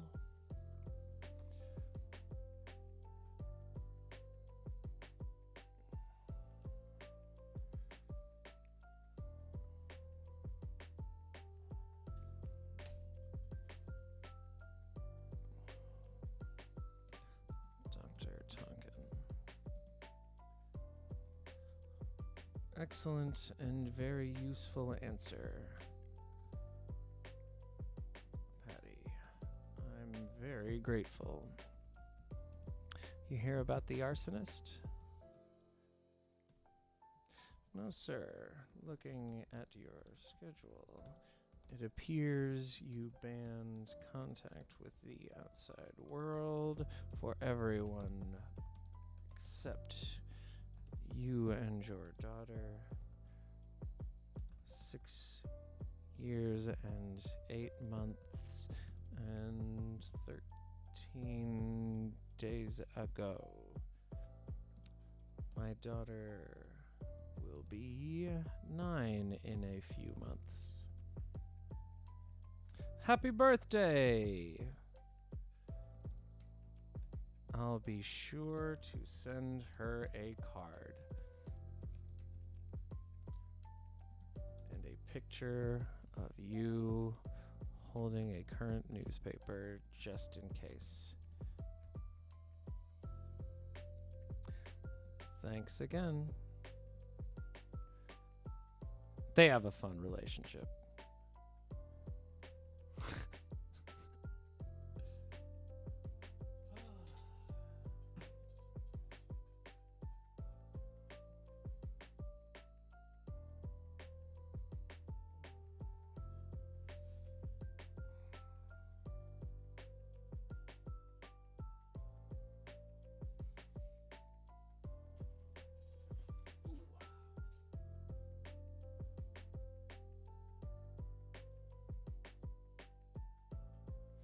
All right. King Robes tapped his phone, tossed it in the trash can. At the trash can. Launched it, tossed it. Tossed it at the trash can.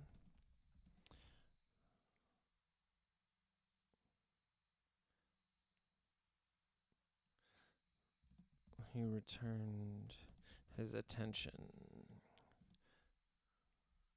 to the map and the impending attack.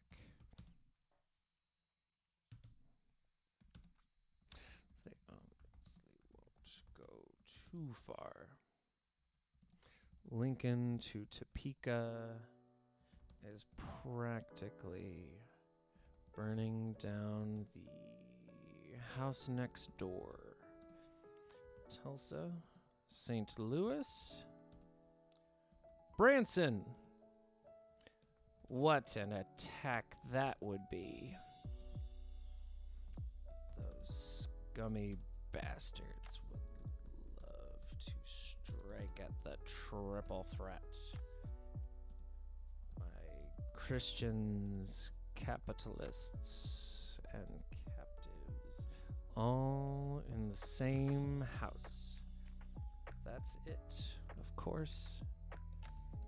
That's where I'd go, which of course is exactly what he was going to do anyways, and all of this is just a rationalization for getting to that point. He's just going to guess what he would do. Obviously, that's what we all do whenever we're faced in this situation. This is based on how much I fucking hate Branson. There you go. Do you want secret about my inspiration? Part of it is I don't like Branson. He walked and bent over to pick up his phone. He walked and bent. I like that. That's a nice little. Pick up his phone. Girth mixing with clothing to make the rise difficult. His meaty fingers shaking from the exhausting exertion, tapped inexpertly. Tapped in the wrong number. multiple times, never knowing the discipline to add contacts. I like that. I wrote down having, but never knowing the discipline to add contacts is much better. See, that's what I'm saying about happy little accidents. That's not what I was saying about happy little accidents. He managed the right combination. And the front desk. And the front desk responded once more. Who's in charge of Branson? In charge is an ephemeral concept to us. Perhaps the best way of dividing who's in charge and who's not is by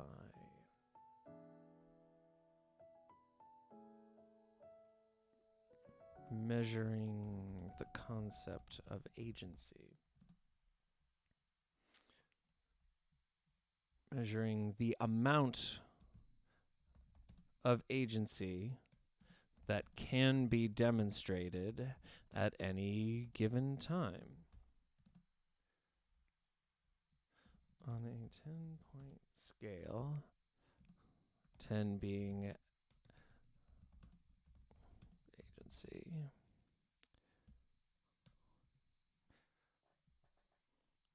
Ten being absolute agency.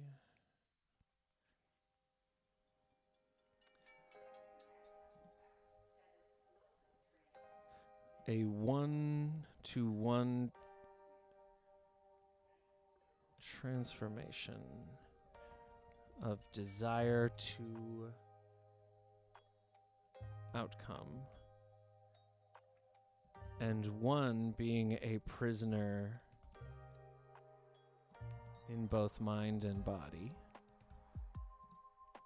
It could be argued no one is in charge until someone is. I love her. Patty's great. Patty hates him. And rather than being a dick to him, she's a dick to him. I love her. If there is no desire to execute, then there is only the abstract concept of in charge. Conversely, if there is desire, whose desire is it? That's not conversely. That is also, that is and.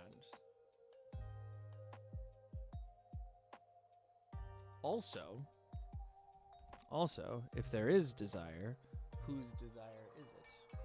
Who is not a contraction, my friend, it's not. Whose desire is it?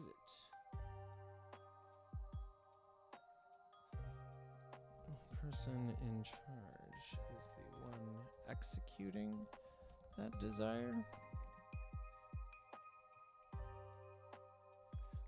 Or the one whose desire is being executed? Jesus, Jordan. How many times are we going to do that? Does the outcome of said execution retroactively alter the meaning of in charge? If it is your desire that spurs the initial action, but the result is in line with the desire of another,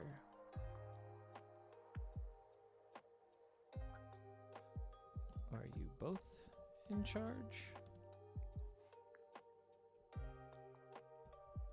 Are they, or you, or are you both in charge?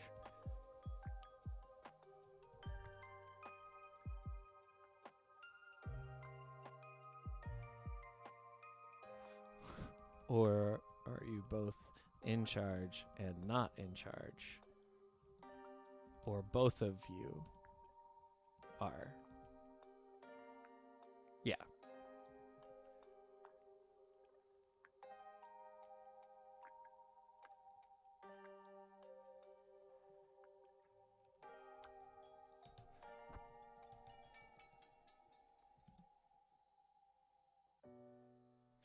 Thus, the initial desire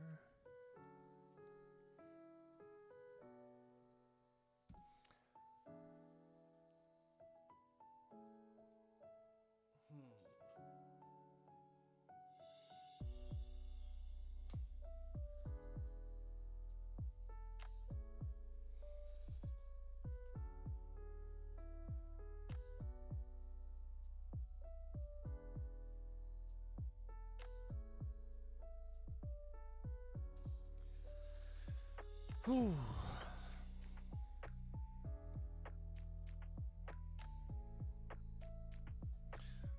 Now, imagine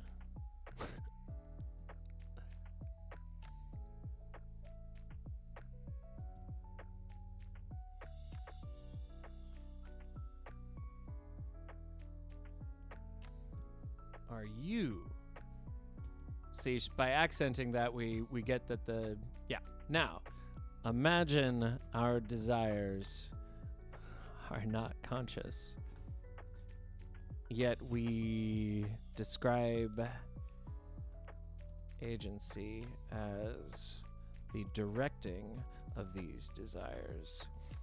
If we are unable to control them at the fundamental level, to what extent can it be said that any of us are in charge of anything?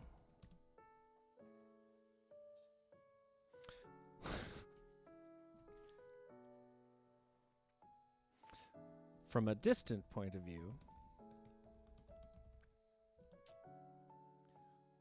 one might say that if space and time are mathematically the same thing, then moving through space-time is a physical action dictated by myriad laws, some not yet discovered. Therefore, perhaps agency began and ended with the creation or uncreation. If space and time are one, then so is their birth and death.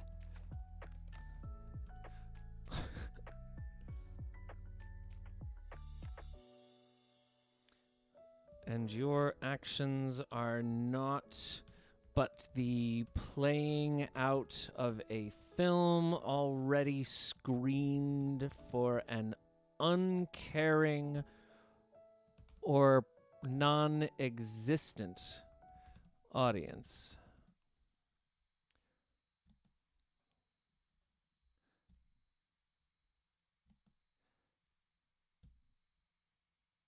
Patty has an education.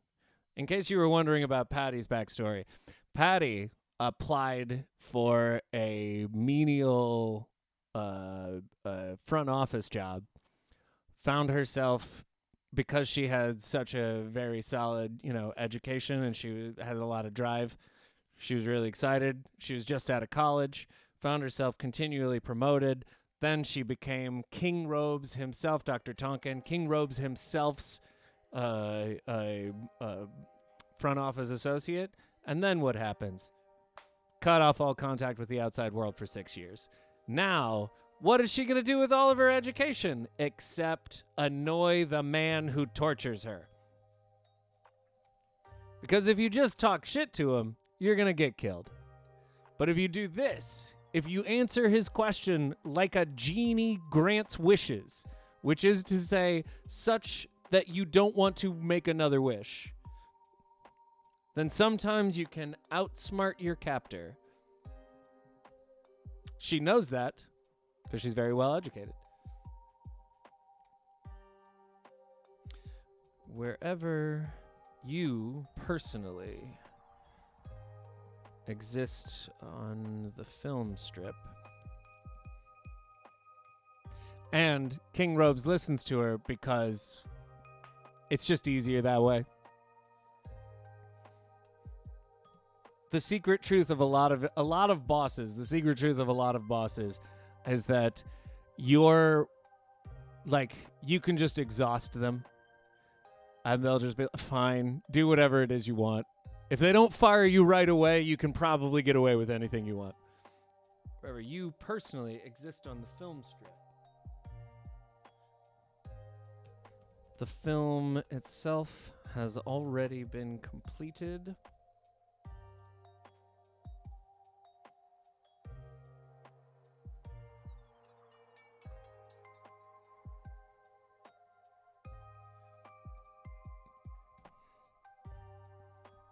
Or, I suppose you could look at it from a more terrestrial point of view.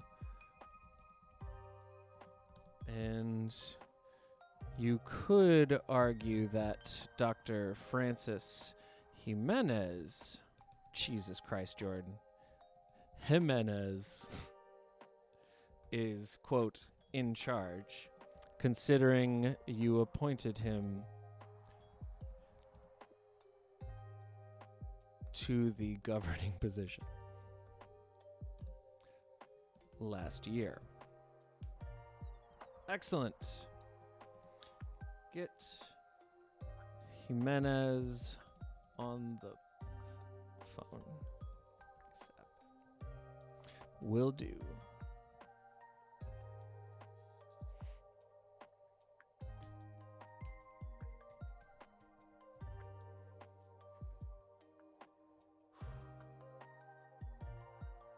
How's that for a wall of text?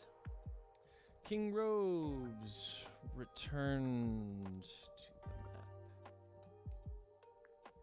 An antique sextant operating as his absurd paperweight. Is that a metaphor? Yeah, it is. Will you guess what it is? Maybe. Maybe not. Who knows? Absurd in the sense that most paperweights are worth fewer than $20 million at auction. He used it as a compass, having measured the length and placed 2 lines denoting 10 cm. It was whimsically effective. Because if you're super rich, why not have a little fun? If you run the world, why not have a little fun? What's the point? What's the point? This is the secret relationship that all clowns and rulers have, is that both of us understand there's really just, there's really just nothing to do but have a good time. Or I suppose the good ruler. Called within minutes. Reinforcing King Rose's belief that whatever Patty's belief, reinforcing King Robe's belief that whatever Patty's philosophy 101 class might teach, he, Dr. Tonkin, was in charge.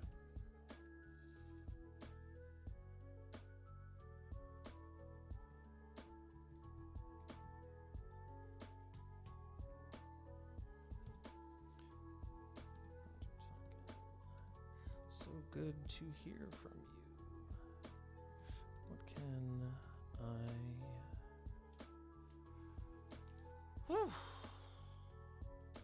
What can I do for you? You hear about Fireboy? Do you mean... Yes, obviously. Fireboy. Why the fuck else would I be calling you? What the fuck could I even be, what the fuck else could I even be interested in talking to you about?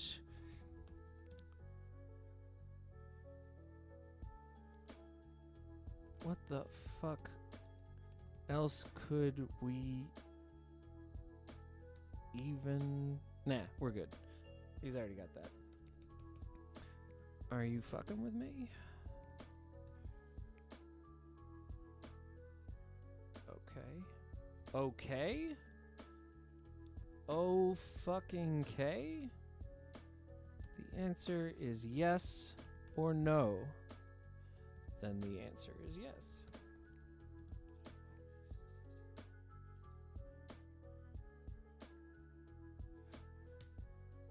Huh. Not bad then.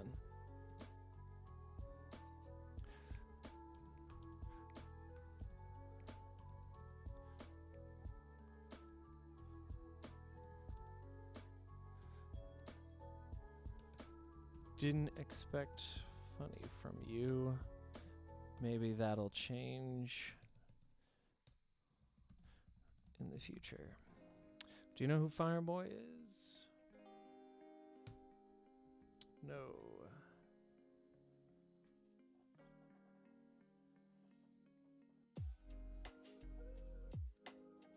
No. The head nurse in Topeka disabled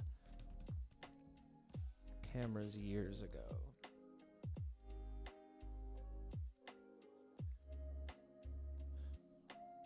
Apparently, the system has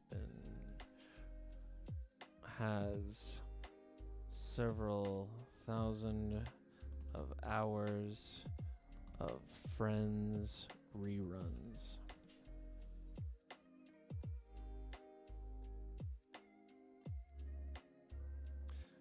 We're assuming he's one of the inmates from Lincoln.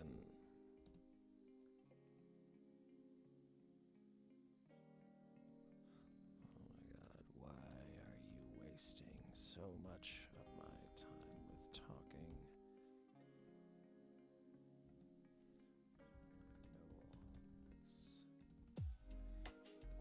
He's headed to you next.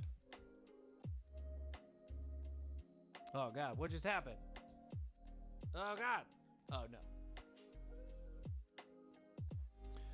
Jesus. He's headed to you next.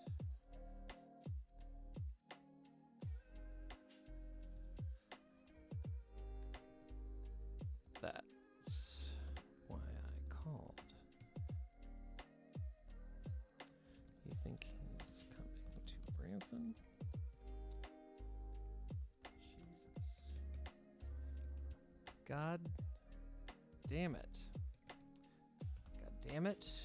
Stop saying things I already know.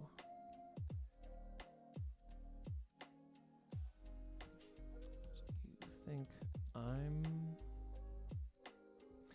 fucking with you?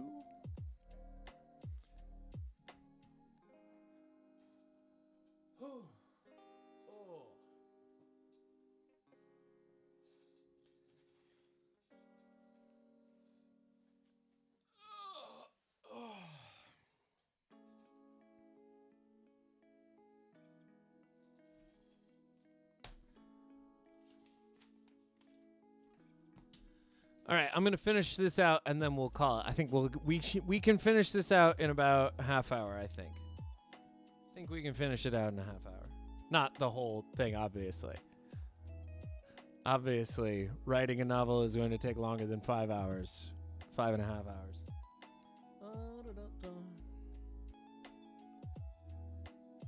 Kinda, yeah. That makes some sense, but not enough. I'm sending security more than you could imagine. And their orders will be to kill Fireboy, to send a message, and if you fuck with me again,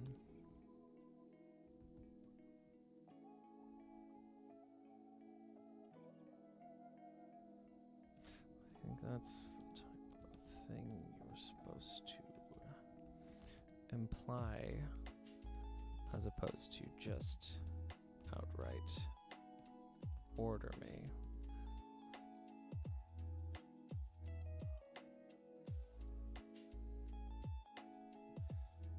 Employees imply things. I am in fucking charge. In fucking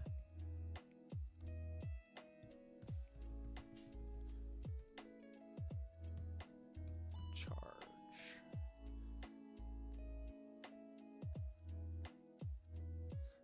I say exactly what I mean. I order people to do what I want them to do. I do not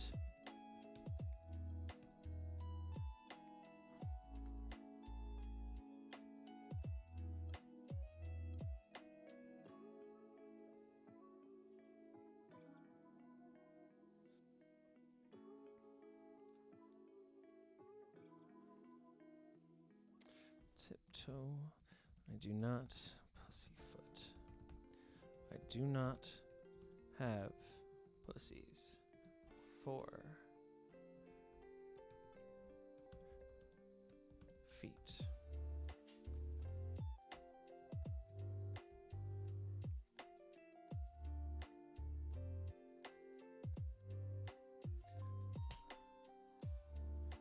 Security is coming. They're going to murder Fireboy. Everyone will learn once again not to fuck with me, and then I'll take a fucking nap.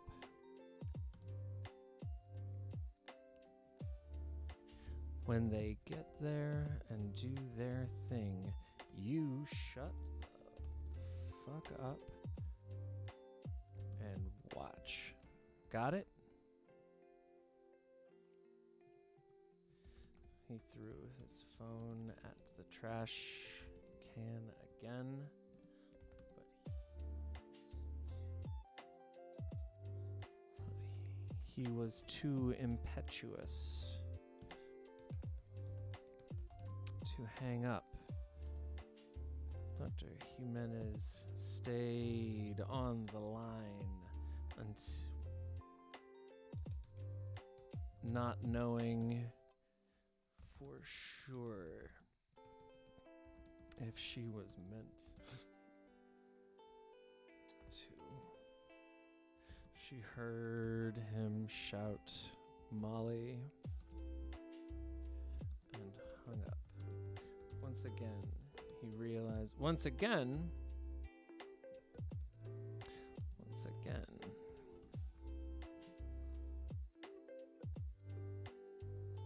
King Robes remembered. Don't need once again. I'm repeating this just for fun. King Robes remembered. Do you remember the times? Oh. Remembered Molly wasn't there. walked over and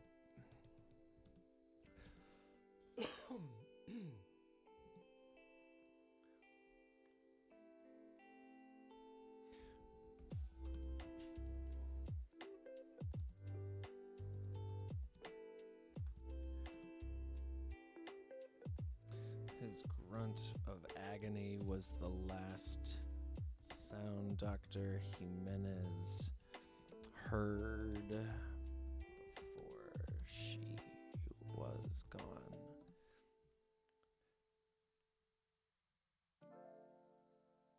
She understood.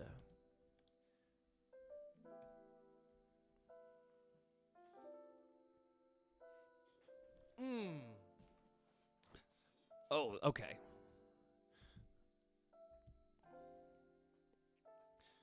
She understood the grunt to be a signal of her impending, quote, firing. And within minutes of hanging up, she was in her car on the way to the Mexican border. Her husband had family in Oaxaca.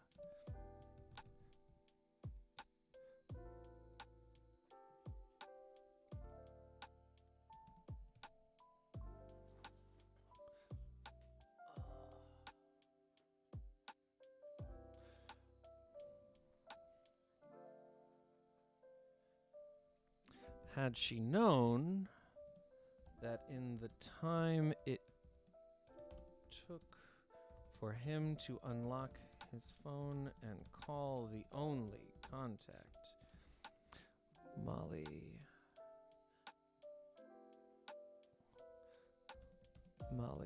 put her information in herself. He forgot her name and he forgot even existed. She would have felt silly, but not unwise, had she known.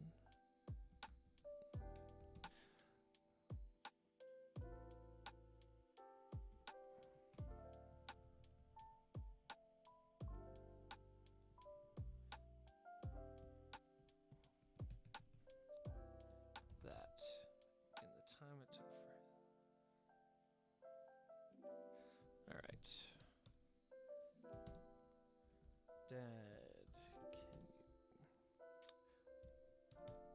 Molly answered. Dad, can you believe this guy? I talked to this fire guy. He said he was headed to St. Louis. Slow down.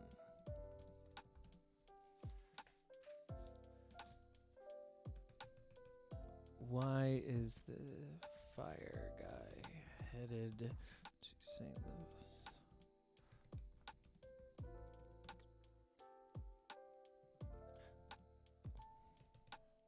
Slow down.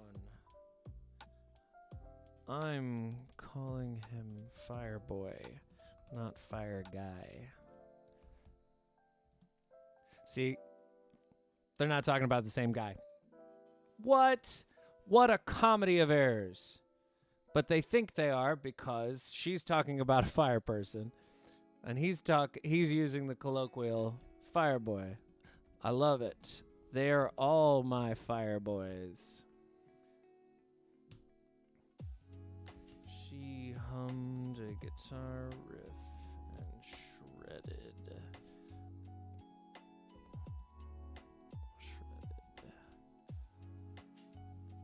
Invisibly. To her father.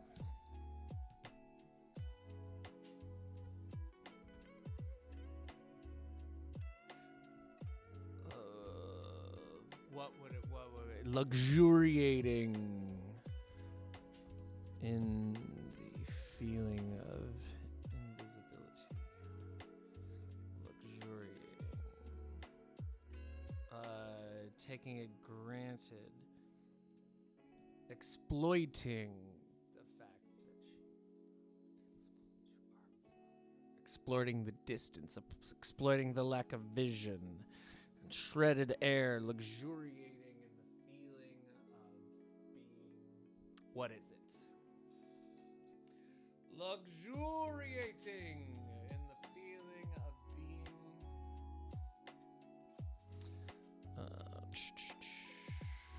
Shredded air guitar, invisible to father, invisible to her father.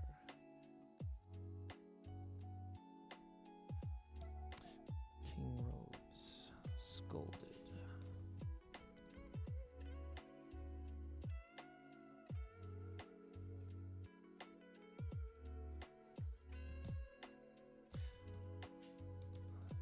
Stop talking about St. Louis.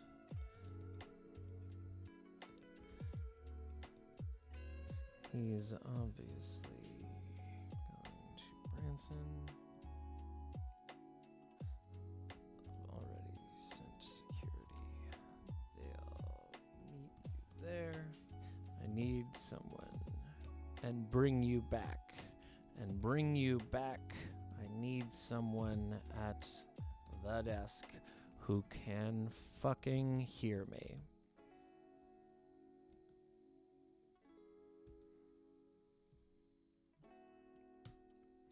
Can't, Dad. 50 million says he's headed for St. Louis.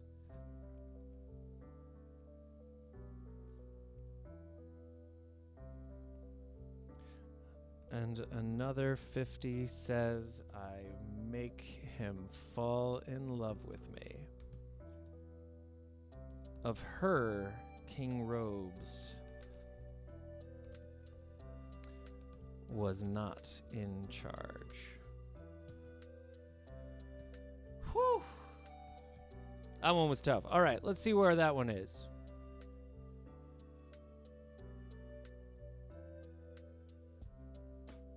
Two wasn't a pattern, nor could it yet be described as a spree. But Sybil was unnecessary. King Robes found it easy to predict a third.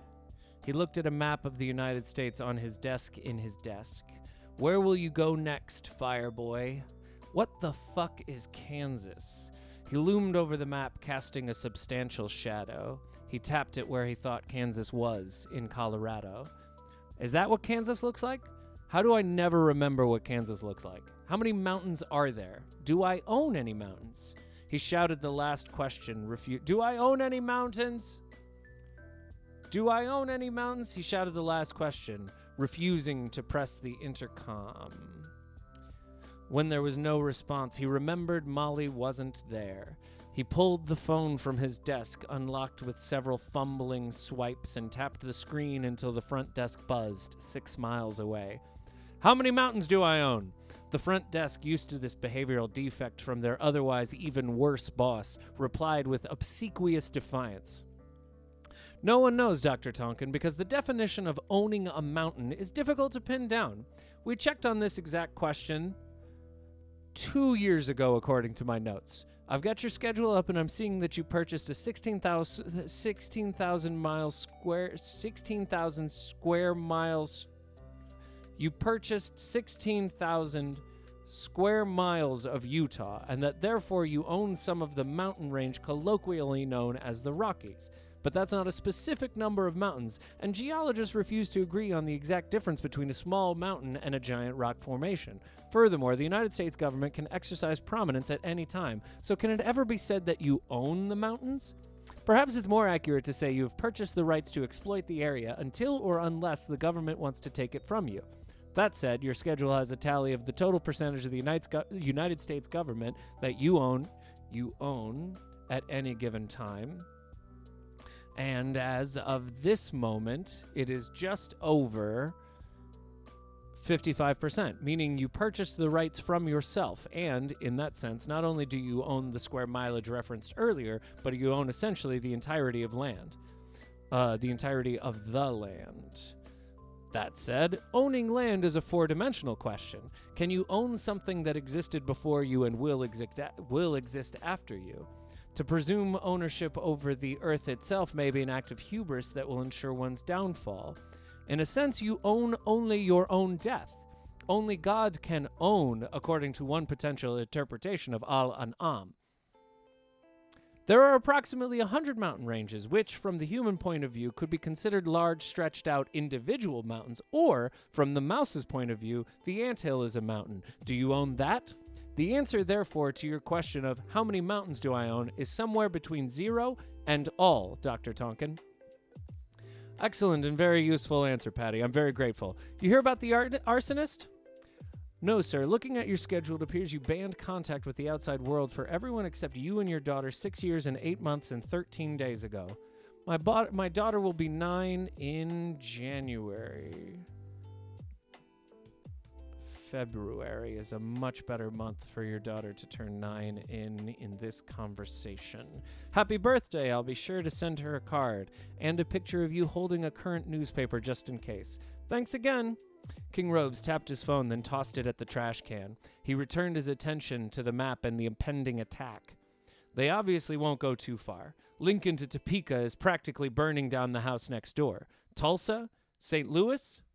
Branson. What an attack that would be. Those scummy bastards would love to strike at the triple threat. My Christians, capitalists, and captives all in the same house. That's it, of course. That's where I'd go. He walked and bent over to pick up his phone, girth mixing with clothing to make the rise difficult. His meaty fingers shaking from the exhausting exertion tapped inexpertly. He inputted the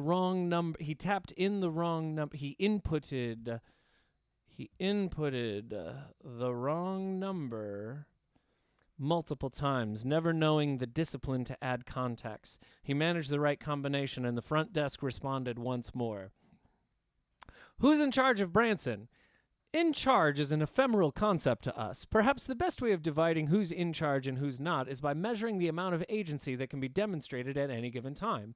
On a 10-point scale, 10 being absolute agency, a 1-to-1 transformation of desire to outcome, and 1 being a prisoner in both mind and body, it could be argued no one is in charge until someone is. If there is no desire to execute, then there is only the abstract concept of in charge.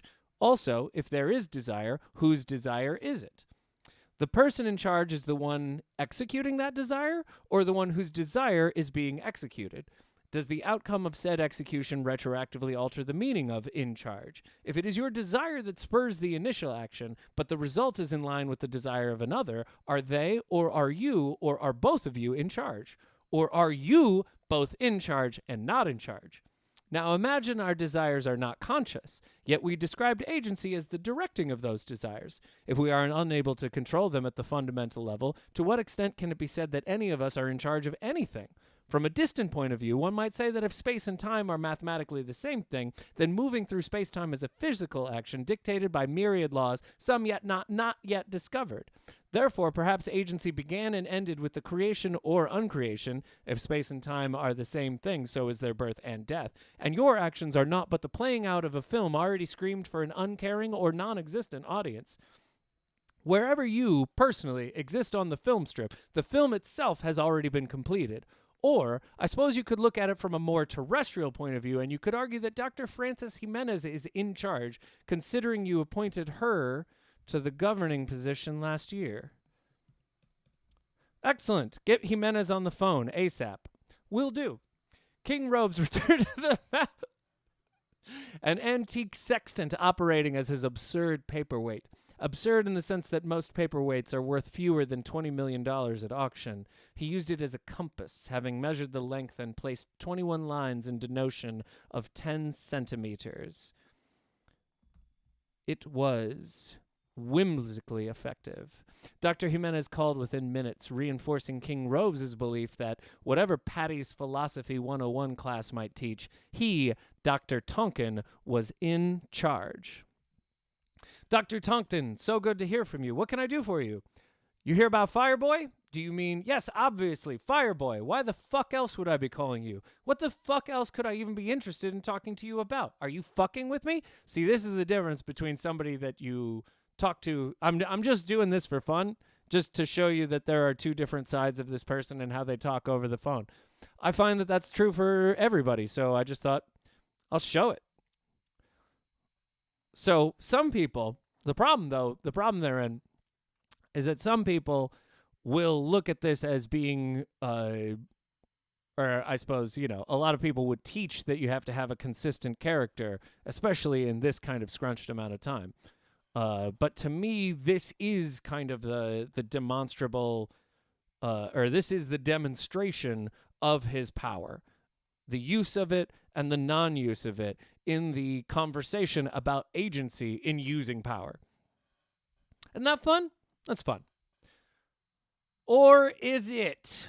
Yes, obviously, Fireboy. Why the fuck else would I be calling you? What the fuck else could I even be interested in talking to you about? Are you fucking with me? Okay.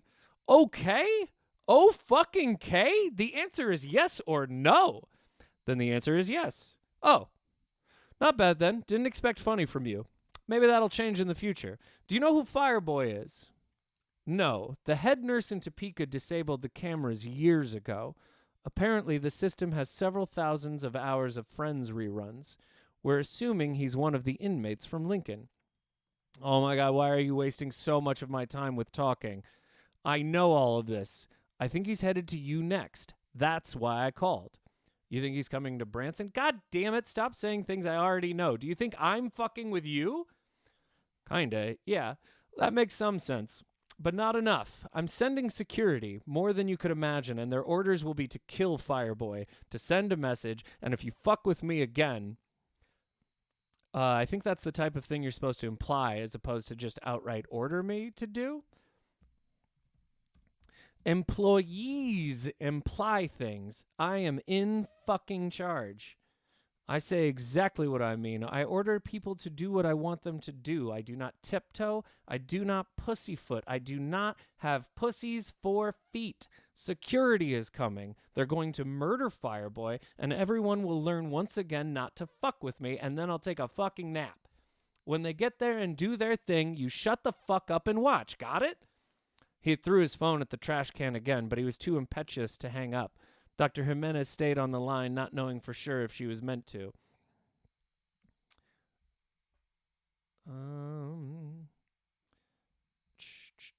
He walked over.